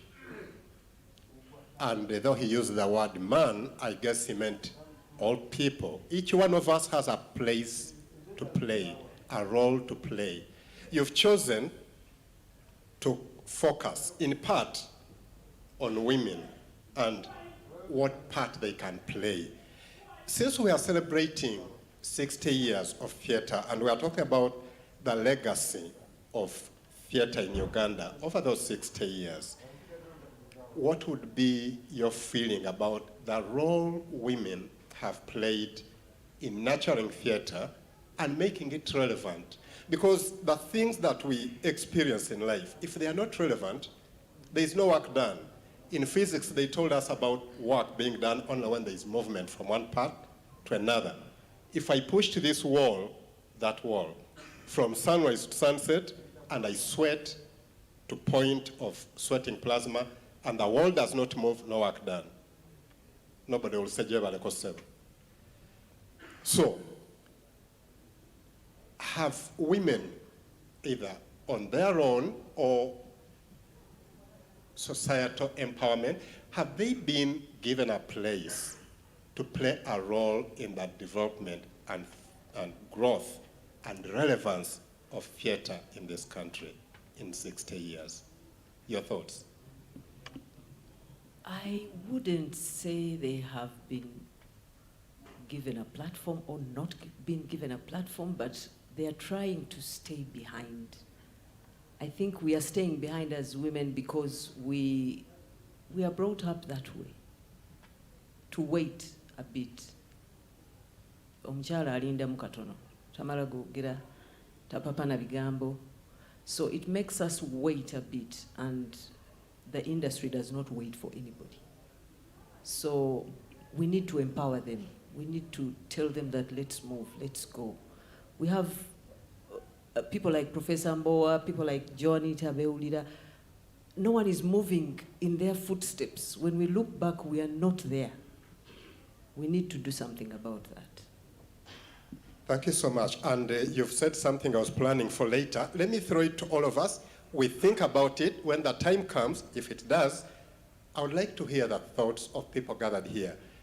Recently, I was talking to Abe Muchibi. Is it Nkaga or Nkaga? I don't know whether Nkaga 60 or Nkaga or Nkaga. Anyway, we were talking about theater, and Abe said, when the Christopher Muchibis and Omogave Ndugwa and the others were exiting the stage and going into the wings, these guys were there to take over from them, that generation. As that generation was beginning to pull away, another crop, like the Martin Chintus, there's that other guy at CBS, what's his name? Kawenja, but there's also the Mpinga, yes, Henry Mpinga, the Kawenjas and so on. I don't know if Kawenja is not in your crop, or maybe he's not. But there was another crop that came up. I guess that's why I belong. But now when you begin to draw towards the wings, who is taking over? You might think there is a group, but that's the group Mr. Monda was concerned about, who have tweaked theater and it has become something else, something we are not familiar with. So the issue of, and I don't want to be misquoted, but the issue of succession in theater, I would like to emphasize that, the issue of succession in theater. When Mariam leaves center stage, who will be the next driver? When the Wakaimbiras become the way Christopher Muchiri is right now, and Mr. Monda here, who will be doing what they are doing now? Do we have those people? Have we groomed them? Have we told them the importance of theater, not just in this country, but globally? As we welcome Charles James Senkuboge.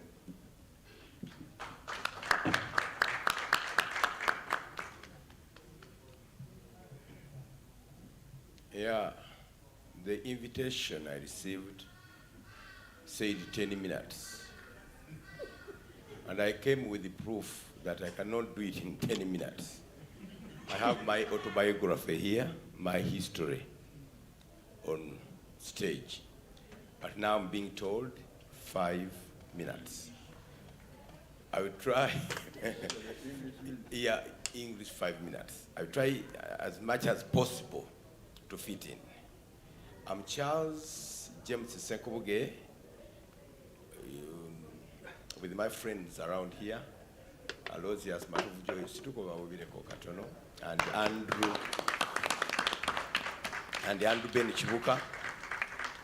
We hit the stage in 1982.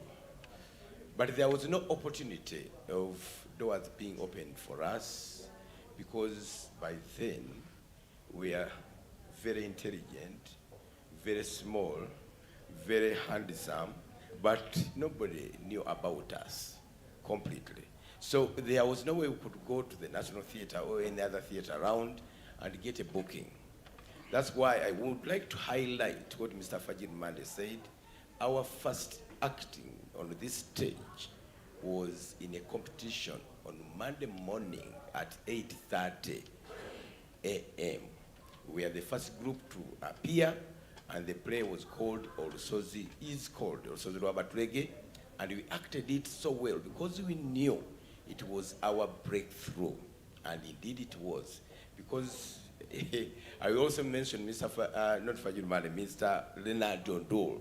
He was the one of the people, educators around, so we barely had we acted for 5 minutes. He ran out of his seat, knocking each and every door here, that the National Theatre is on fire. He told us this ourselves. So they waited for a group to beat us, and it did not happen. We were announced the winners, and that was our beginning.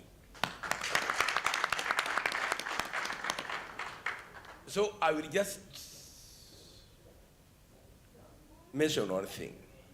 We need the festivals. I will repeat. Mr. Ambassador, you talk to people with the power and wealth in this country. We need the festivals here at the Uganda National Cultural Center. We need festivals. Maybe I will mention another thing. We've been discussing it with Mr. Ruwaga, the President Tau, Theatre Association in Uganda, for a very long time. We wrote this play, Gayuguma, with him. He's around, wave to the people. Yeah, he's the president of Theatre Association in Uganda.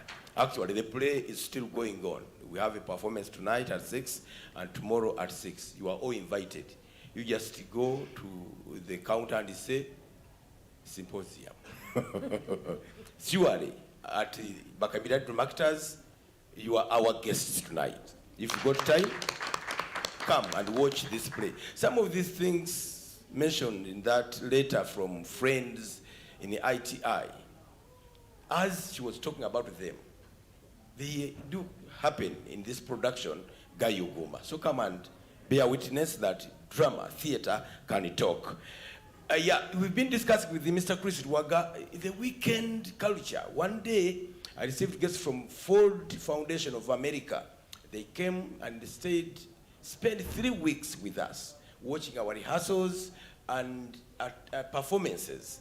At the end of it, They organized a trip for me to go to Hungary, to go to Russia, to go to Sweden, just to watch how theater is done in those countries. And I discovered that it is Monday up to Friday.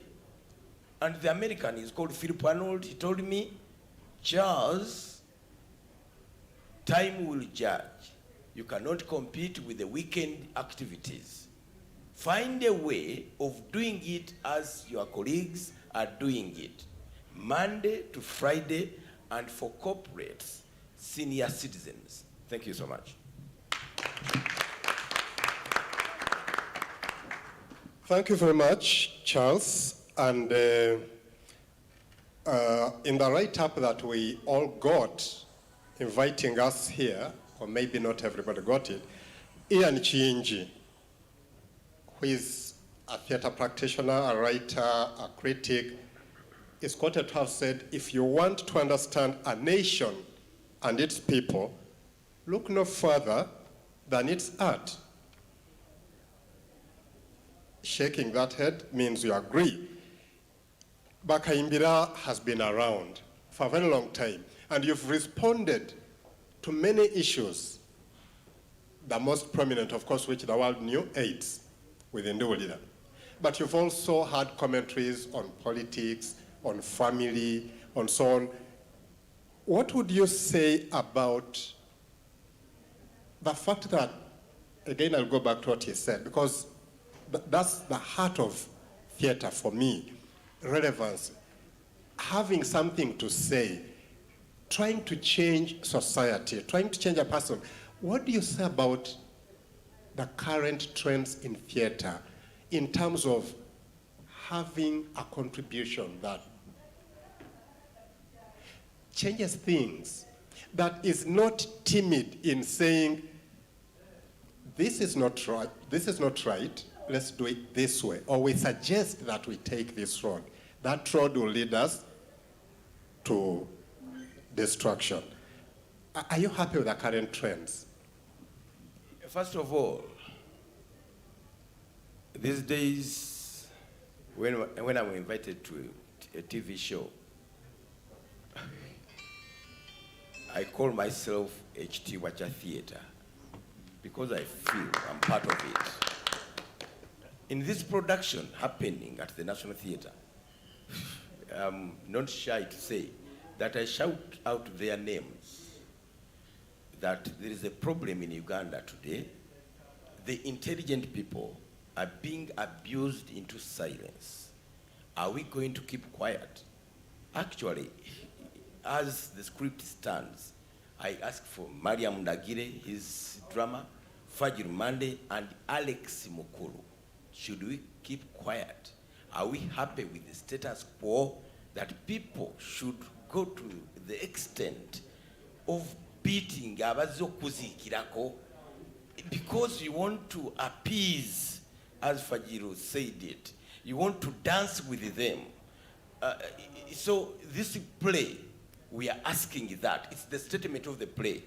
The fountain, the beginning, the omusingi of a nation is being eaten up, which is the family. Should we just keep quiet? Amakaga yuguma. Is it okay? And everybody seems to be saying, yeah, we are not, but people are not okay. So we are calling out, we are shouting to people to stand up and say something. Thank you. Thank you very, very much. And now I'll invite Jewa to make her presentation. Let's welcome her.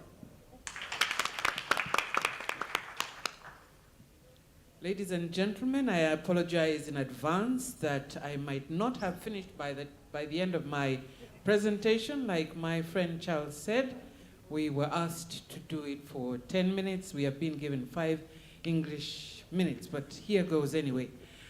I have done extensive work in television, theater, radio, and film as an actress, a director, a casting director, an acting dialogue and dialect coach, an administrator of the arts, a translator from Uganda into English and back, a producer and a project manager. In short, you would describe me as a film arts practitioner. I made my debut at the National Theatre at the age of 7 in a play called Nakalanga Ngwire. This was in 1968. So Mariam, don't worry. I'm on a much higher level than you. You've still got 10 years to make up. At the age of 7, I used to be one of those children who used to run between the chairs. When my father, the late Samuel Kajim Mukasa, was up here on stage with his contemporaries like the Dan Zirimenyas, the Ben Sabwe, people like Erivani Agati. I just remember her stage name, and they were here rehearsing, and we'd have our snacks after school and run in between the chairs. Until one day I sat down. I remember it was at the age of 4. And like Mariam said, I saw this other world here. It had nothing to do with us there, here, and immediately I was hooked, And at the age of 7, I was in the play Nakalanga Ngwire. The sum total of my dialogue was a sneeze, but I made my stage debut then. So throughout my school years, I acted in different plays. And secondary school, I went to Namasagali College. I was one of the pioneers of the musicals that Father Grimes produced. This was in 1978. Ipitombi. I'll never forget when the curtains went up for the first time in the National Theatre, and the cast was naked, as people said, simply because we were dressed like the South Africans, So there were musicals like that. I'm going to jump bits and pieces. After I came back from university, Father Grimes gave me a job to teach, which is why Bob here says I was his teacher. And during that time, I helped to co-produce and direct stage musicals like At Mama Kapi's The Land of Make-Believe 1 and 2, The Uganda Matters, and Mwata Yamvu, among others. I've acted in several stage plays. There was Butterflies of Uganda, the Joseph Kony play. There was Wally Shoinka's Lion and the Jewel, which was a school set play. There was Kumduma Kwekwafe, which was written by the late, by then he was not the late, Wycliffe Chiinji, who's deservedly known as the grandfather of theatre in Uganda. I wrote, produced, and directed a play, Unleashed Fury, but I stopped writing. I found it too lonely. I can't write, and I don't know. I find it too lonely, but I can write. I've done several parts. There isn't a part I cannot do. I have done First Lady, I have done a village nurse, I have done a Kampala Road beggar, you name it, I have done all those parts. Mr. Fajil Mande talked about community dramas. Working with my sister Kaya Kajimu Mukasa, we have done several plays to sensitize people on medical issues, especially during the AIDS scourge. There was the drug called nevirapine, which helps the children of HIV positive parents. When the child is given the drug at birth, the child turns out to be HIV negative. But unfortunately, there was this one case where the child was injected, and because the child had a pre-existing condition, the child bled really, really badly, And so there was this whole project asking the mothers to come back and, and try nevirapine yet again. During that time, members of the audience, there isn't a single slum I did not go to in Kampala. All we needed was a back sheet and a play, and we were off and giving that message. How many more minutes do I have? One. Just the 1 minute. Huh? Okay, in that 1 minute, I worked with the British Council for about 9 years, and during that time, we set up a collaboration between Ugandan theatre practitioners and the Royal Court Theatre in London and the Wimbledon School of Art and Design. Why am I telling you this? We had a 10-in-1 workshop that just taught acting, directing, script writing, stage management, everything. And the culmination of that project was the Uganda version of Mother Courage and her children, Bertolt Brecht, which later became Narukalala Nezadedye, we had Professor Rosenbaugh as one of the leading actors. In that production, we toured it. We went to the United States. We went to South Africa. And during that time, Ugandans were getting the kind of training that, several of my colleagues here have been talking about. Mariam, you raised a very, very important issue. I know this shouldn't be in my time, about who's going to come after us. During that time, seriously, when we were casting for the main role, it was only Professor Rosenbaugh, and I made up my mind, I had already made it up anyway, that I am going to stay in this field for as long as I can, so that when our chance comes, there'll be someone to fill that gap, and hopefully I've been able to do it. I haven't been able to finish all this because my minute is up. Thank you, ladies and gentlemen. Thank you very much, and I'll pick up from where you broke off. Taking turns, but maybe that's not really the expression. You talked about a collaboration between the British Council in Kampala with the Royal Court Theatre in London, and then all practitioners theatre practitioners in Uganda, or in Kampala mostly, because I was part of that.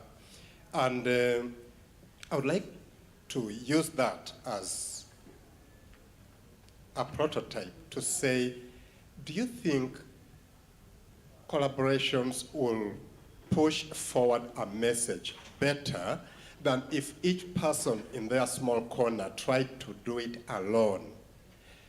I remember when we were growing up, almost every suburb and roundabout in Kampala had a theatre.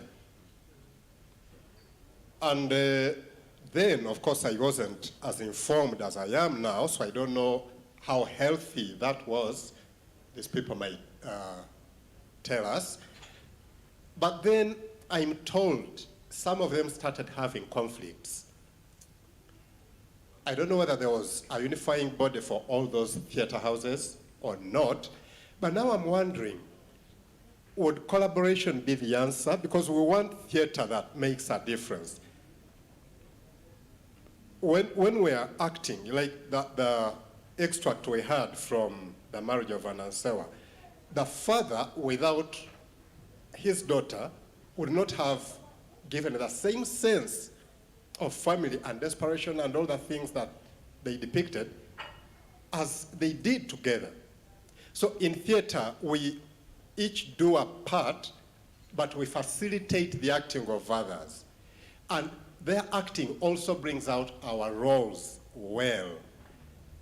If we just broadened that to the level of theater management and theater experience in this country and said that different players come together and do a collaboration at whichever level they are and say something, like James was saying, say something about the rot that's pervading. Do something about the degeneration that's happening at family level, at church level, whichever level you want to talk about. There is degeneration happening right now.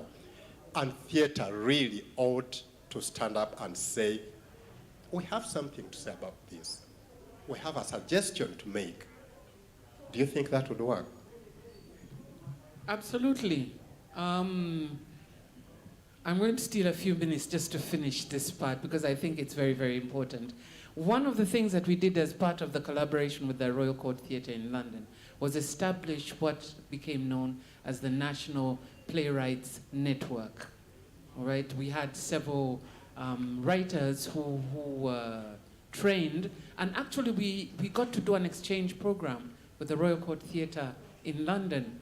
People like Dr. Charles Mulekwa, Dr. Jessica Kahwa, Alice Rwanga, Irene Kurabako, Kaya Kajimukasa, Daniel Setaba, Ashraf Samogerere, people like that all got the chance to go there and train there for an entire month and then come back here and train. And I understand that Philip Luswata is actually carrying on with the National Playwrights Network. So absolutely, I believe that a collaboration would definitely work. Mariam, you raised a point. I'm still going to steal minutes here. She said that women, when we get to a particular age that we are not really there, this time I'm going to turn the guns on you people, all right? And I'm going to ask you to respect us. So many of you come up to us or whisper behind our backs and say, at that age, you're still on stage. At that age, you're still doing films. In real life, don't you have people our ages? That's what it's all about. Huh? So I'm going to ask you women out there who are scared, why are you scared? If I'm not scared, if she's not scared, come join us. Because the truth is, whether you do or not, they will talk. So why not come and do something you enjoy, something you're good at, and something that is, by the way, going to help them? Thank you so very much, our panelists. I would like now to open this up to anybody who would like to say something, a question, a comment, affirmation, whatever it is. We'll give that 5 minutes, and then we'll be done. Now, when I need to see hands, if there are any, that's when they've put on all these blinding lights. And already I'm desperate with my eyesight. Whoever is controlling lights, please give me a bit of blindness. I see better in blind environments. Young. If anybody is having their hand up, I'm sorry, I can't see you because the light, okay. Yes, let me start with Mr. Chiyimba. Yes. Chiyimba Moses, yes.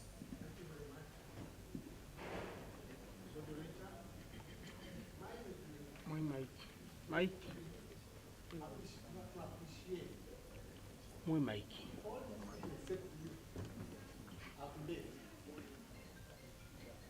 All these people I've met, and I would like to appreciate them. I will appreciate you after the media, after your moderation, because you have moderated very well. So thank you very much.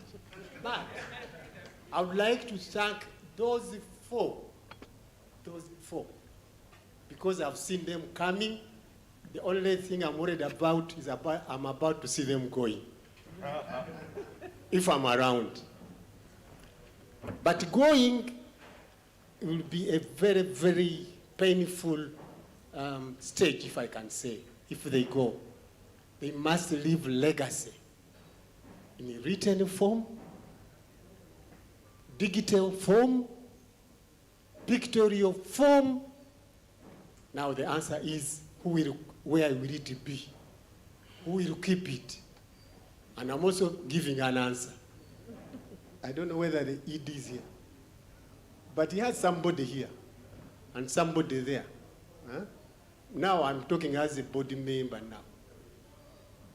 Those things must be here. There must be an archive here, a very strong and well done archive here. I think in the next 1 year or two. Because I'm also worried about some departures. You have seen early departures of people here. But I think since they are also there, up there, they must pressurize the ED also. Because you are part of it. You have written books, you have recorded music, you have done external work. Pressurize the ED to pressurize the board, so that the board should establish a center, an archive. Otherwise, we shall have nothing after everybody's departure. Thank you very much. Welcome. The gentleman behind there, and then we'll come back to Amelia, and there was a hand somewhere here. Yes, there.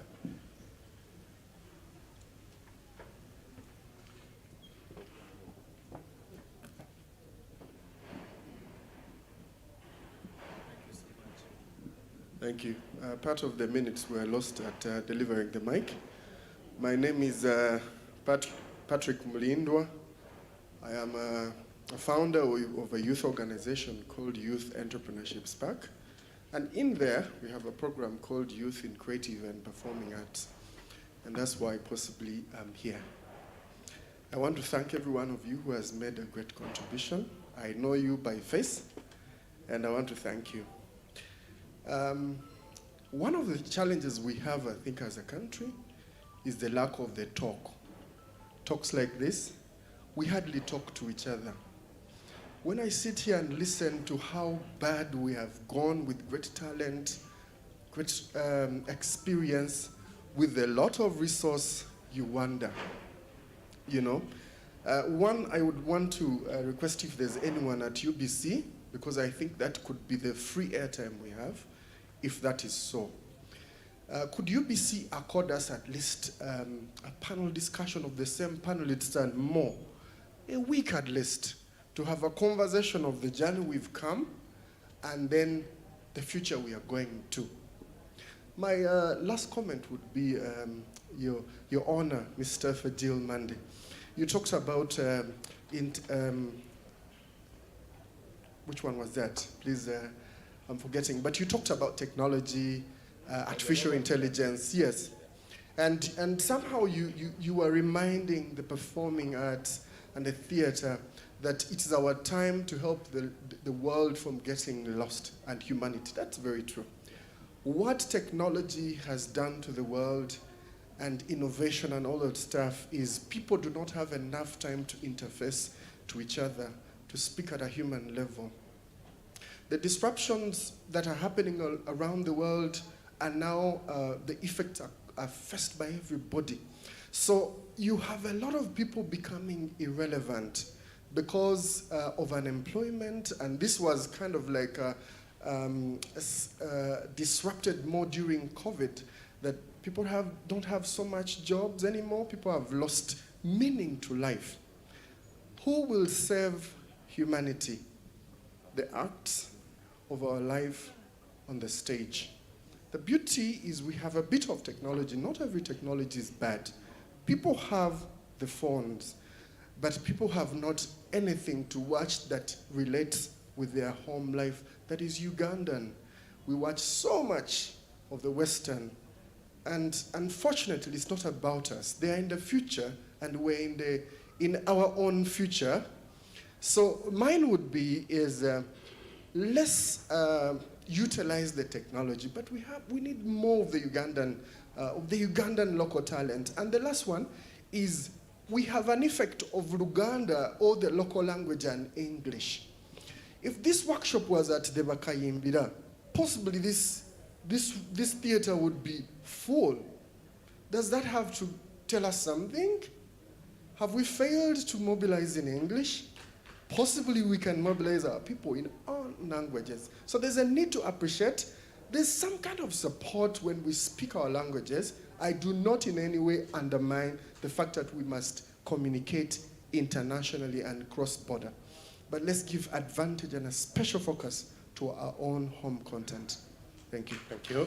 Amelia, and then finally the hand that is there, because our time. Thank you very much, our panelists and the moderator. You've done very well, and my colleagues who've already submitted something. Miss Mariam Ndagire asked, who will be left behind when all is long gone, right? I'm just paraphrasing. Who's going to come after us? And I said I would take that bid while I was doing that at the university, lecturing, and the other schools that I have been to. I was very concerned at the products that we were receiving. Products that I thought didn't want to think and be pushed the extra mile. So I made a pledge to myself, with God's help. I said I would go back and give what I was given. Before I left the university, I had started grumbling on the payment, and I thought I could be in a space that would really reward me much more. And one of those times, I was challenged when I remembered all of my lecturers who had given their best to me when I was a student. And I was very humbled because all of them, by standard, could have had like half of the classes of their students living a much better life than them.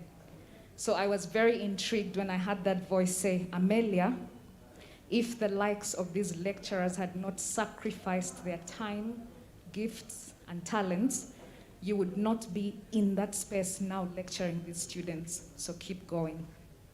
What did that mean to me? Eventually, when I left after 8 years of lecturing there, I went to international schools. And I just wanted to comfort you, all of you. Now I can turn to the panelists and say, we're trying our best as the younger generation. I'm not really young. I turned 41 this year in August. But I'm very happy because I know that I'm really your junior.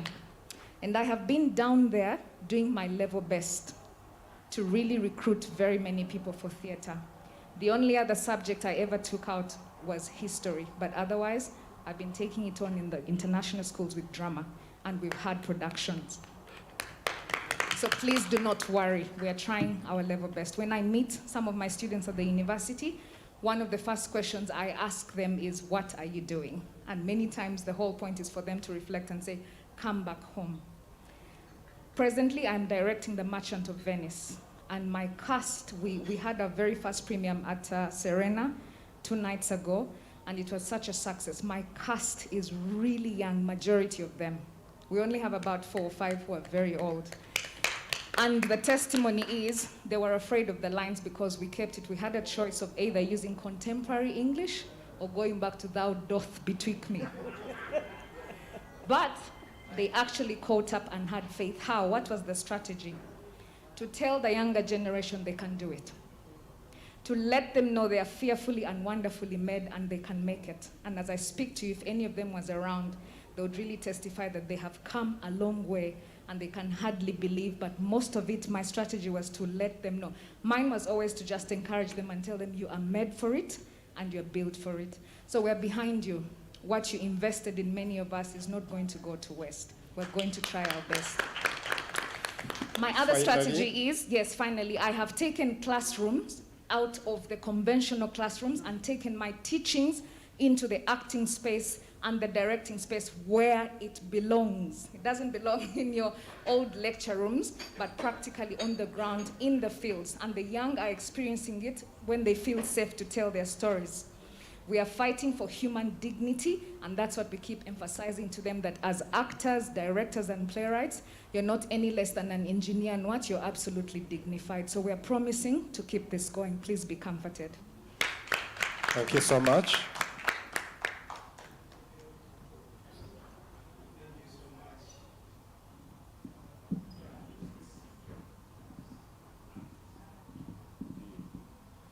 Thank you so much, the moderator and our panelists. I am Alex Monda. First of all, I want to thank you all for the wonderful delivery. But in a special way, I want to thank Mr. Fajo Mande. You may not possibly recognize my face, but it's you who inspired me to join art.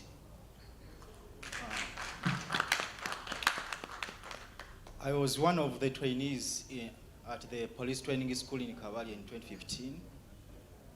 And you came and lectured to us for about 3 days. By then, I didn't know who I was. I had just come out of high school, and all I had in mind was joining the forces.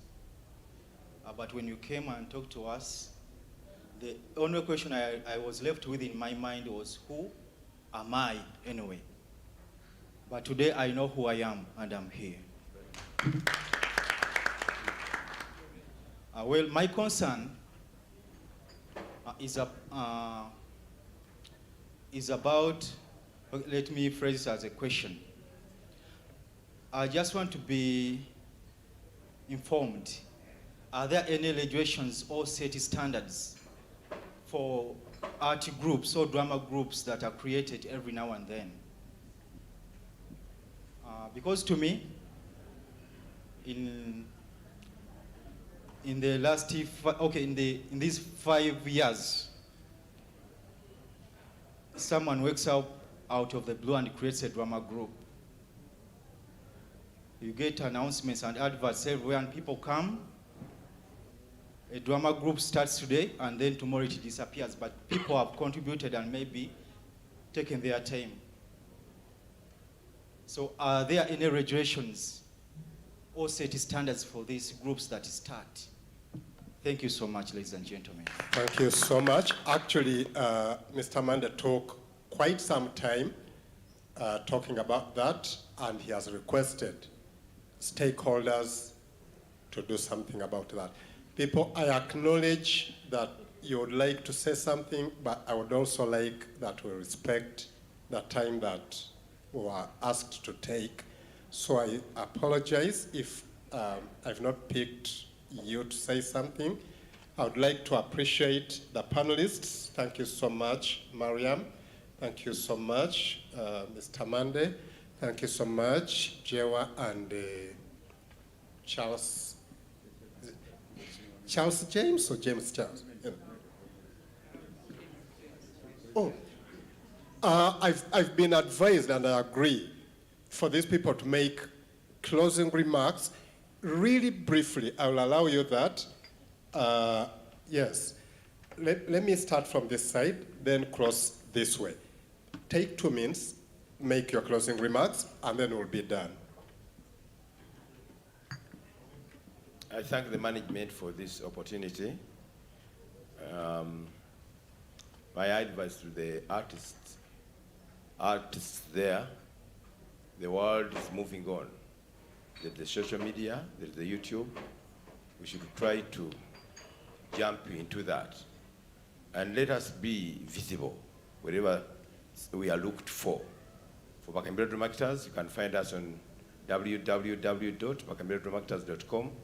Our YouTube channel is Bakambira Drum Actors Genuine. Thank you so much. Oloko Kaddi.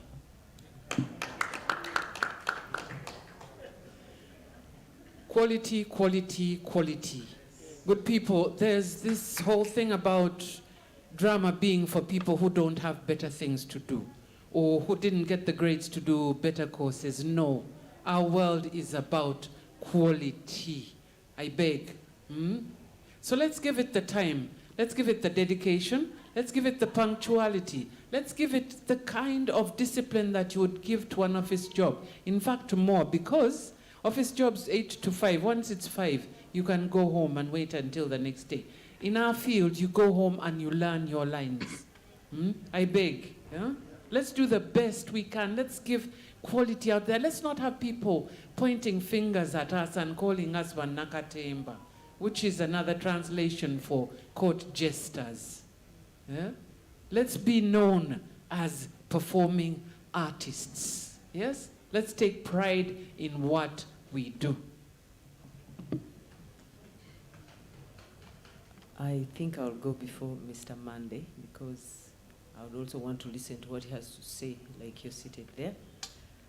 I thank the management for this opportunity for celebrating World Theatre Day. Long time ago, we used to have a mega fest during World Theatre Day. I pray and hope that the next World Theatre Day will be massive. And I thank everyone who was here. Let's meet on the next World Theatre Day. Thank you very much, Mr. Moderator. Thank you very much, ladies and gentlemen. One,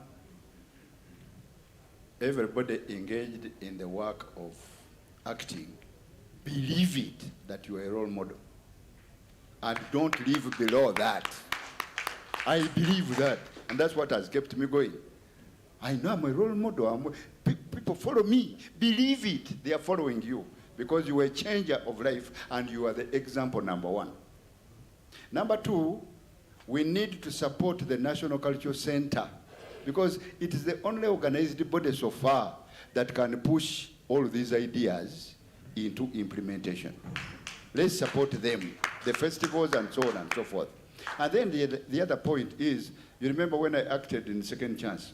One of the reasons why I acted in Second Chance, I didn't have the time. That's why I accepted a part of 11 episodes. I said, let me show to my elder people that even if you are old like I am, you don't lose your most important interest. Let me act and show them. And it worked. People couldn't believe that chairman of UNEP was acting. No, man, I had to act because I loved it. Are you getting me? So, all of you, don't give up. Act whenever a chance comes. And all of you who are doing for me, this is an offer I'm giving you. If you have a play and you want to cast me in a play, I'm willing to come and act as long as it fits into my time. Keep me busy as long as we have agreed on the time. Are you getting me? And you people don't say, "Ngadiye nyo." You cannot grow so old that you lose your main interest. God bless you. Thank you, everybody. I would like right now to go back to our MC. Our panelists, please resume your seats in the auditorium. We appreciate you so much. And back to our MC. Thank you. A big round of applause, ladies and gentlemen, to our panelists. Our keynote speaker, Ovugalunga Bukuba, please come. Excuse. Can we, you're going to break stuff here. You need to, please come. Come, don't worry. This is not, can we remove this? Sorry, you're going to break stuff. We don't want accidents here. Okay. Yes, we are setting now for the next act, which is, yes, I don't want accidents to happen on our day. Thank you very much, our great panelists, our keynote speaker, and our moderator for doing such a wonderful job for us to celebrate and speak about theater, Uganda at 60, the legacy of theater over the years. And this is going to be and continue to be a conversation that we're going to have because the celebration of Uganda having 60 years still continues, and we shall continue doing this even through our productions, which we shall climax at the Independence Day of Uganda, which happens on the 9th of October. What we are setting up next, ladies and gentlemen, is another excerpt of a play which all of us will call Amamama, Chitufu Gwenabiwata, written and directed by Christopher Muchibi, who we are very happy that he's back to the National Theatre and the Cultural Center. And from here, like the invitation came, we shall be having a production, Gayuguma. Yesterday we premiered it, Gayuguma, the family coup. Coup d'etat, you remember coup. So if you want to complete that word, coup d'etat. So you want to watch Gayuguma, written by one of our panelists, Mr. Charles James Sekubuge, who is within the audience, and directed by Andrew Benon Chibuka, and the music by Aloysius Matovjoy. It will start at 6:30 exactly. So the team is set and ready, and I know they are backstage waiting for us to complete this event, and then we get into that. Want to thank you again for coming to the Uganda National Cultural Center. And this is your home, like the ED said, and like each and everyone is saying. You have given us a challenge, you've given us your thoughts, and we continue to welcome them so that we see the growth and the development of our institution and also our sector at large. Once we are ready, our team, we should be good to go. So you can have a word with your friend and speak to your neighbor about what you have just listened to and consume it and take it in, and then wait for 2 or 3 minutes. We should be ready for Amamama, Chitufu Gwenabiwata. I didn't watch this play, but I had the advert when I was still young. So today, meeting legendary Christopher Muchibi, I think the first time I was extremely, extremely excited, and now having him on stage to give us this on a World Theatre Day is an honor.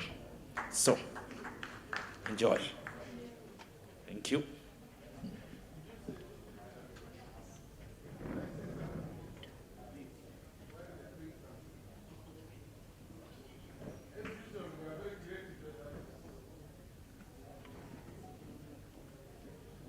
I want to thank the panelists, first of all. Thank you very much. But at the same time, I want to give you a lot of hope. By 1986, when NRM came to government, we had one radio station and one television station. Today, we have 47 television stations and 329 radio stations. The impact is such that today, when you're in Moyo, you hear Madi music, Karamoja, Karamojong, Kabale, Kichiga, and when you're in Kampala, Uganda, and all the others. It is so much so that in the music sector, it has pushed up the Congolese. And that is very serious because we have a lot of local artists. Recently, we had 4 shows, one in Arua, where only the Lugwaras participated, one in Lira, where only the Luo speaking, and then Teso, where Karamojong and Teso participated, and one in Mbarara, Runyikitara.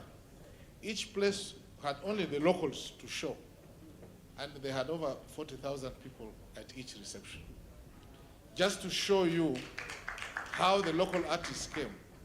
So when you say that there is opportunity but limited, that's, I want to tell you that we haven't taken drama to the theater and to the radio and TV, and we need to acknowledge that. And so this is where now, as OWC, I say, the private sector, which is now employing all these people, you would be surprised to see what has happened and what can happen because of this new private sector policy issue. And let me tell you this, a study by UNICEF, not UNICEF, UNESCO and UBOS revealed that in Uganda, the creative arts is much bigger than coffee. The last report in 2016-17 indicated that the creative arts was $870 million, 3% of the economy of Uganda, whereas coffee was only $450 million. Creative arts was $870 million. The difference is that because it is informal, and yet so far, because it is not well structured, there's a lot of stealing of money for the musicians. It has not been properly felt. And that's why, as OWC, we took it up upon us to ensure that this now becomes formal. When we did our calculations, for instance, MTN was supposed to pay Barbarian for her gospel songs 100 million shillings a month. Only MTN. This is not being done. That's why we want you to join UPRS to ensure that when you have created something, because music is a product, you have to be paid for it. So we're now fighting for people to make sure that the government ensures that people are paid for their products. And that's why OWC, when people had Gulu, was focusing on making sure that all this was done in a proper way. The artists are rich and they should be paid, but they are not paid. We even reminded His Excellency the President that for his song, Mpekone, he was not paid. And he was shocked that he should be paid. We said, yes, you are supposed to be paid. It's a product, like Matoke. Do you get it for free? No. Why should you get a song or this beautiful art class for free? So this is our position. And I'm saying all this because actually the sector had been neglected and many people, including at top level, had not appreciated the meaning of this. Now, when we invited the British High Commissioner to Gulu for a meeting, she quite openly told us, how can you not know? In Britain, the creative arts is the 5th biggest economy in the British economy. And when you go to America, Hollywood, how big it is, you can see. And now Nigeria with Bollywood and Nollywood and all this. So I wanted to assure you that while people may think it is a forgotten sector, actually at OWC we already identified the capacity and we haven't done much. So recently we did a play, we did some songs in Chinese. We'll let it out soon, very beautiful. And we're doing another one in Indian sector, also very soon. We're going to start, and this is for just songs and so on. But we think drama should continue. I would really like Fajil Mande's play, again, another one which I hope he can write. Now he should be able to, with all the wisdom he has acquired. On the BBC, I think that should be another one, and all of you, that should be the target. We are still at OWC of the view that people are satisfied with Matoke na Nyama. And this is not satisfactory to us. We think all of us have enough capacity, even if it is to express tropicalism or Africanism in the tropics. We should be able to express it very well in London, in Paris, in France, in the USA, in China. By the way, when I was the ambassador in China, I took Ndere troop. They disorganized the Chinese. For 1 week, the Chinese were so disorganized that they couldn't believe that what could come out of Africa. So if Watoto does all that in the US and they accept it, I think we have the talent. I've seen this. The French ambassador was here the other day. He confirmed. And me, who has been traveling all over the world, I have seen this. I spent 1.5 months here with Ugandans. I saw so much talent. They only remain a potential. That's my cry. It should really be got out, and we should be in a position to, as Fajil Mande say, sort our youth and prepare them for tomorrow. So I thought I should say this. The infrastructure is available. If you can't go to the classroom, go to the radio, go to the TV. If the classroom is available, fine. And then after that, we see how we can dominate East Africa. The South Africans are very big in the UK all the year. I think we should be able to do something. For us at OWC, you come up, we'll work with you and see how we can sort it out. I beg and I pray. Thank you very much.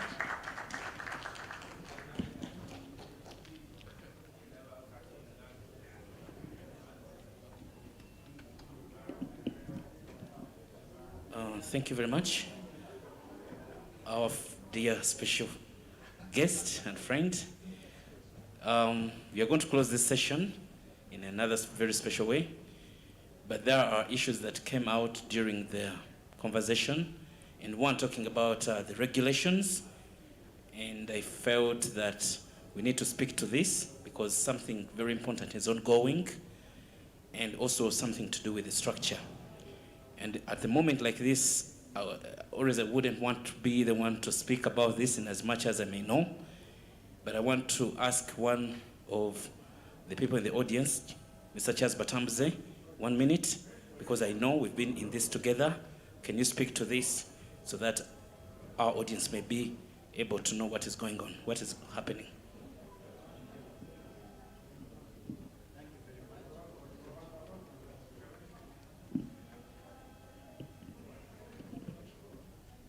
Thank you very much. My name is Charles Batambuze. I'm Vice Chair of the National Culture Forum. I would like to begin with the issue of structures that Mr. Fajil Mande mentioned, because he said the structures are weak. I would like to say that for the last 2 years, during COVID, we've been working with OWC specifically to build the strength of our structures. And during that period, we got to understand some artists actually didn't even know which ministry they belonged to. Many of them got to know for the first time that the Ministry of Gender was their ministry.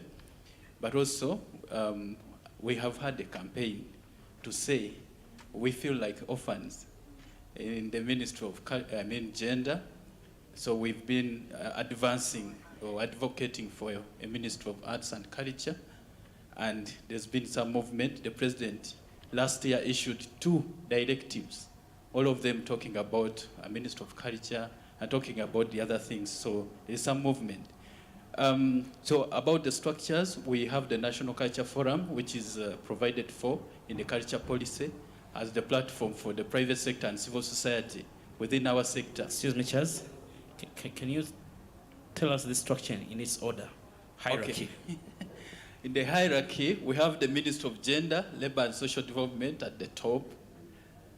We have Uganda National Cultural Center as the agency, the special agency of government for implementing initiatives within our sector.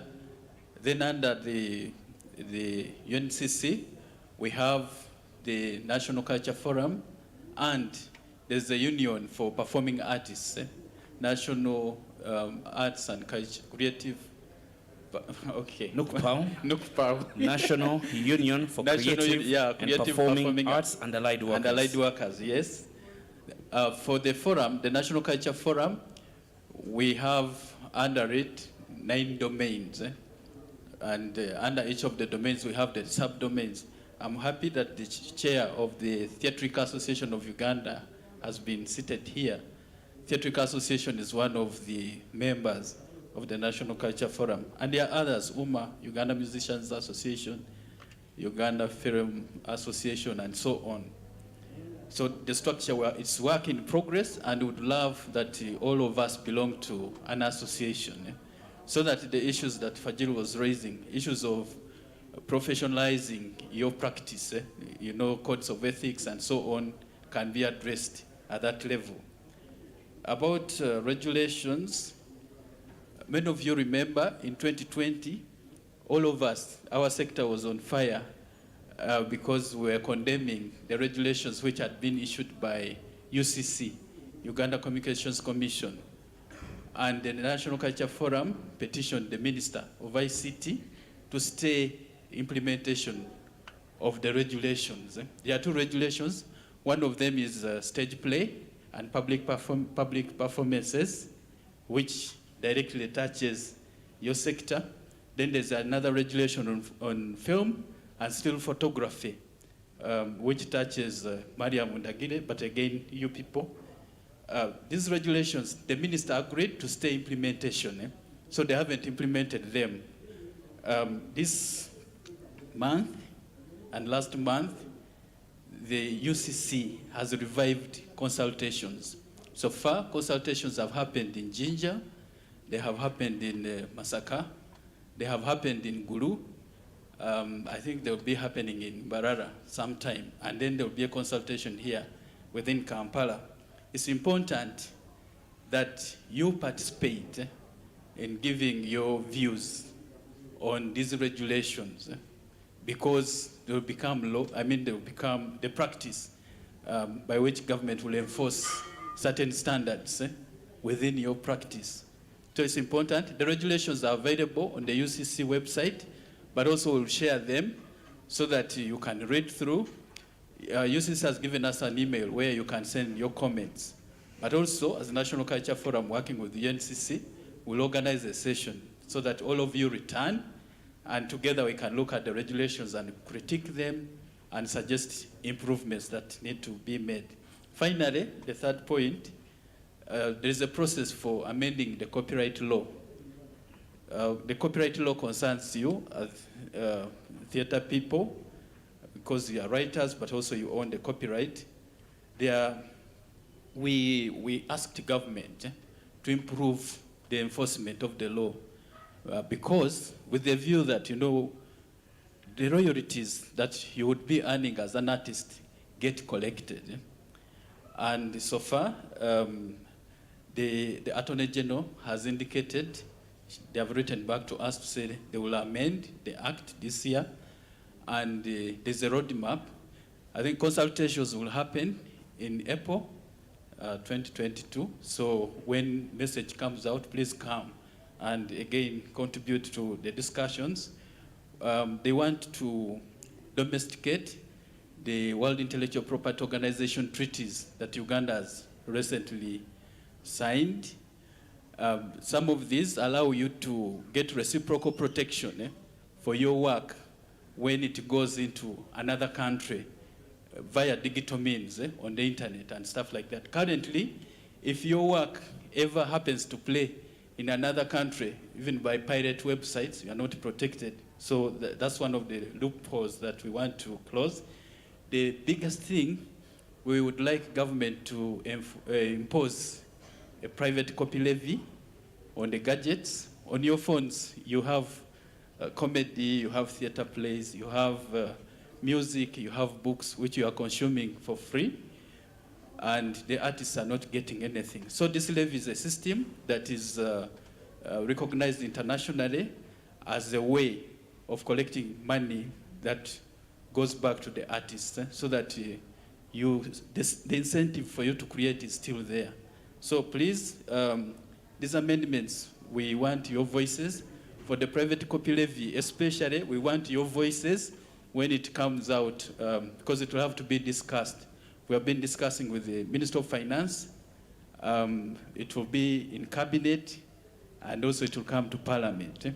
So if the artists keep quiet, then your opportunity to earn royalties will go away. The money that we pay at the box office is not enough. We want to also pay you via royalties from private copy levy and others. I thank you very much.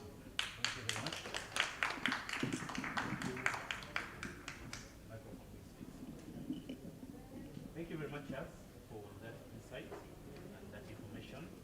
I'm informed that we are ready on stage, but before we can do that, I want to close this session with the remarks from the board chairperson who's representing the chairperson of UNCC, Mr. Chimba Musisi, to address us, and then we get set. Just climb up there because I want to enjoy the stage.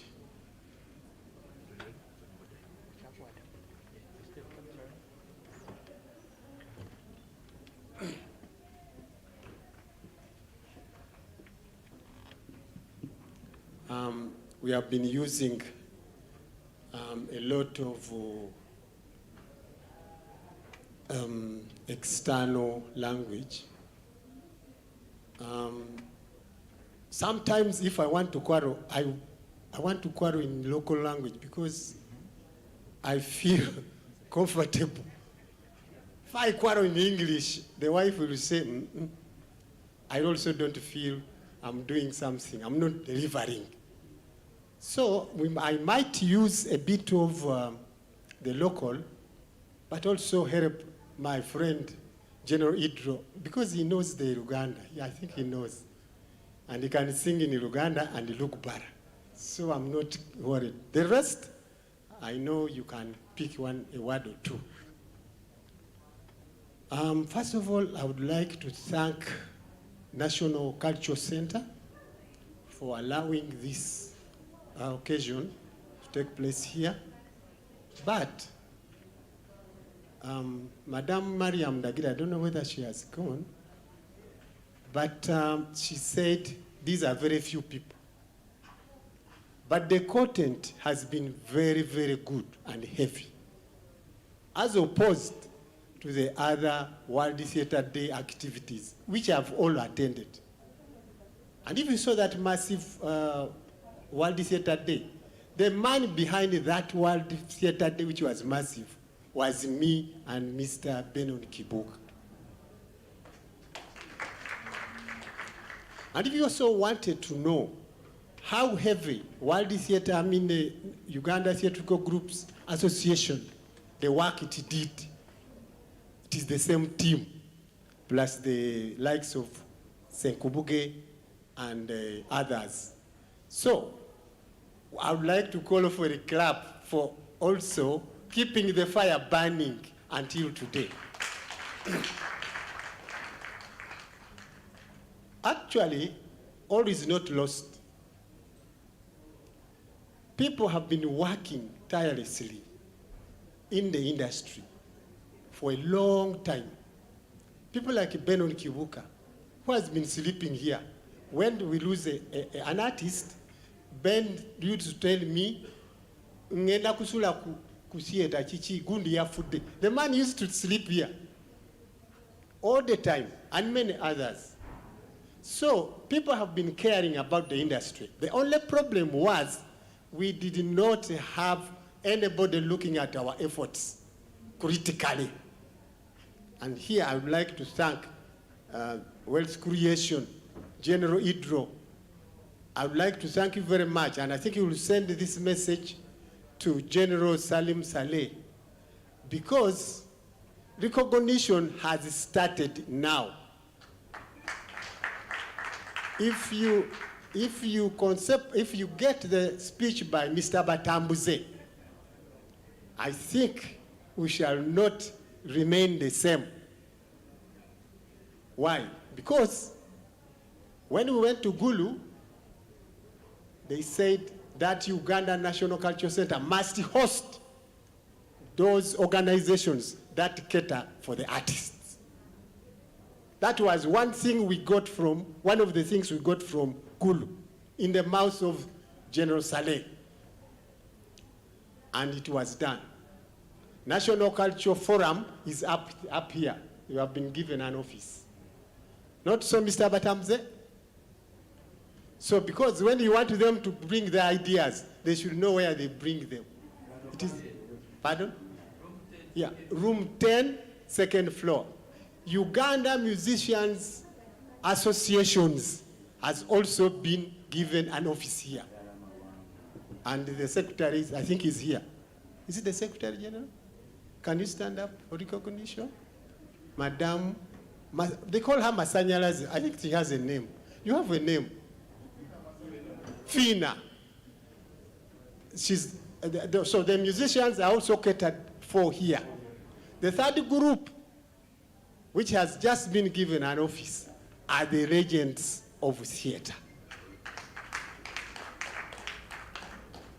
That is one thing which is quite new, not new in the sense that the people are new.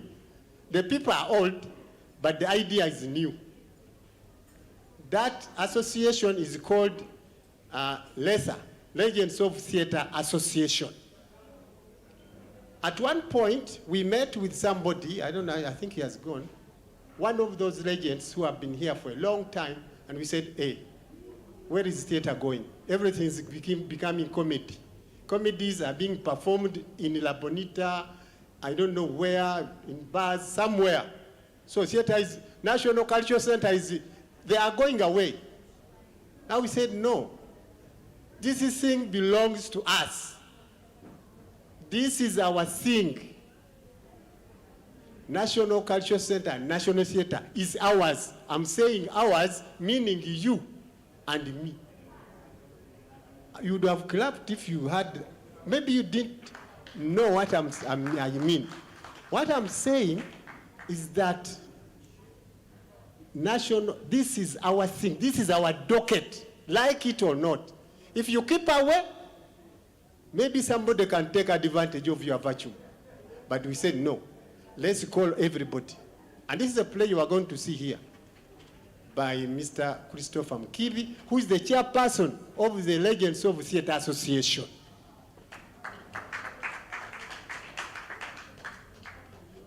Then we called the meeting, and recently we had a meeting to unveil his play, Abasa Nabasa, as a play which is going to take off fast. That play is coming around June. And then after that, we shall be having a series of those plays which used to boom this place. Because the experience has shown that some plays, I don't know, but they are not booming the place. I think that is the reality. And that's why we are going to have Abasa Nabasa, Bwebyali Sibwebiri, then and many others. Onoye Mwami Kibuka, a friend for a long time. So I would like to close my remarks by saying that in the industry, all is not lost because we have had people picking us. The radio stations have picked us. The TV stations have picked the artists. We are doing MCing. We are singing. One person goes to a wedding, he sings, and he's paid 1 million or 500,000. So all is not lost. We have at least moved in some direction. We just need to consolidate, get organized, and focus properly together with you. So thank you very much for listening to me, and thank you very much. Bye.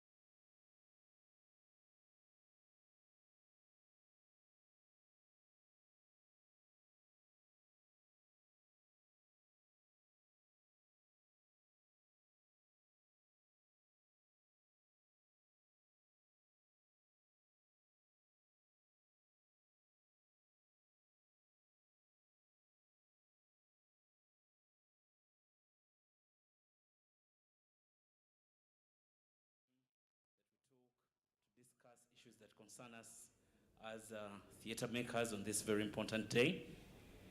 We are pressed for time, as you can see.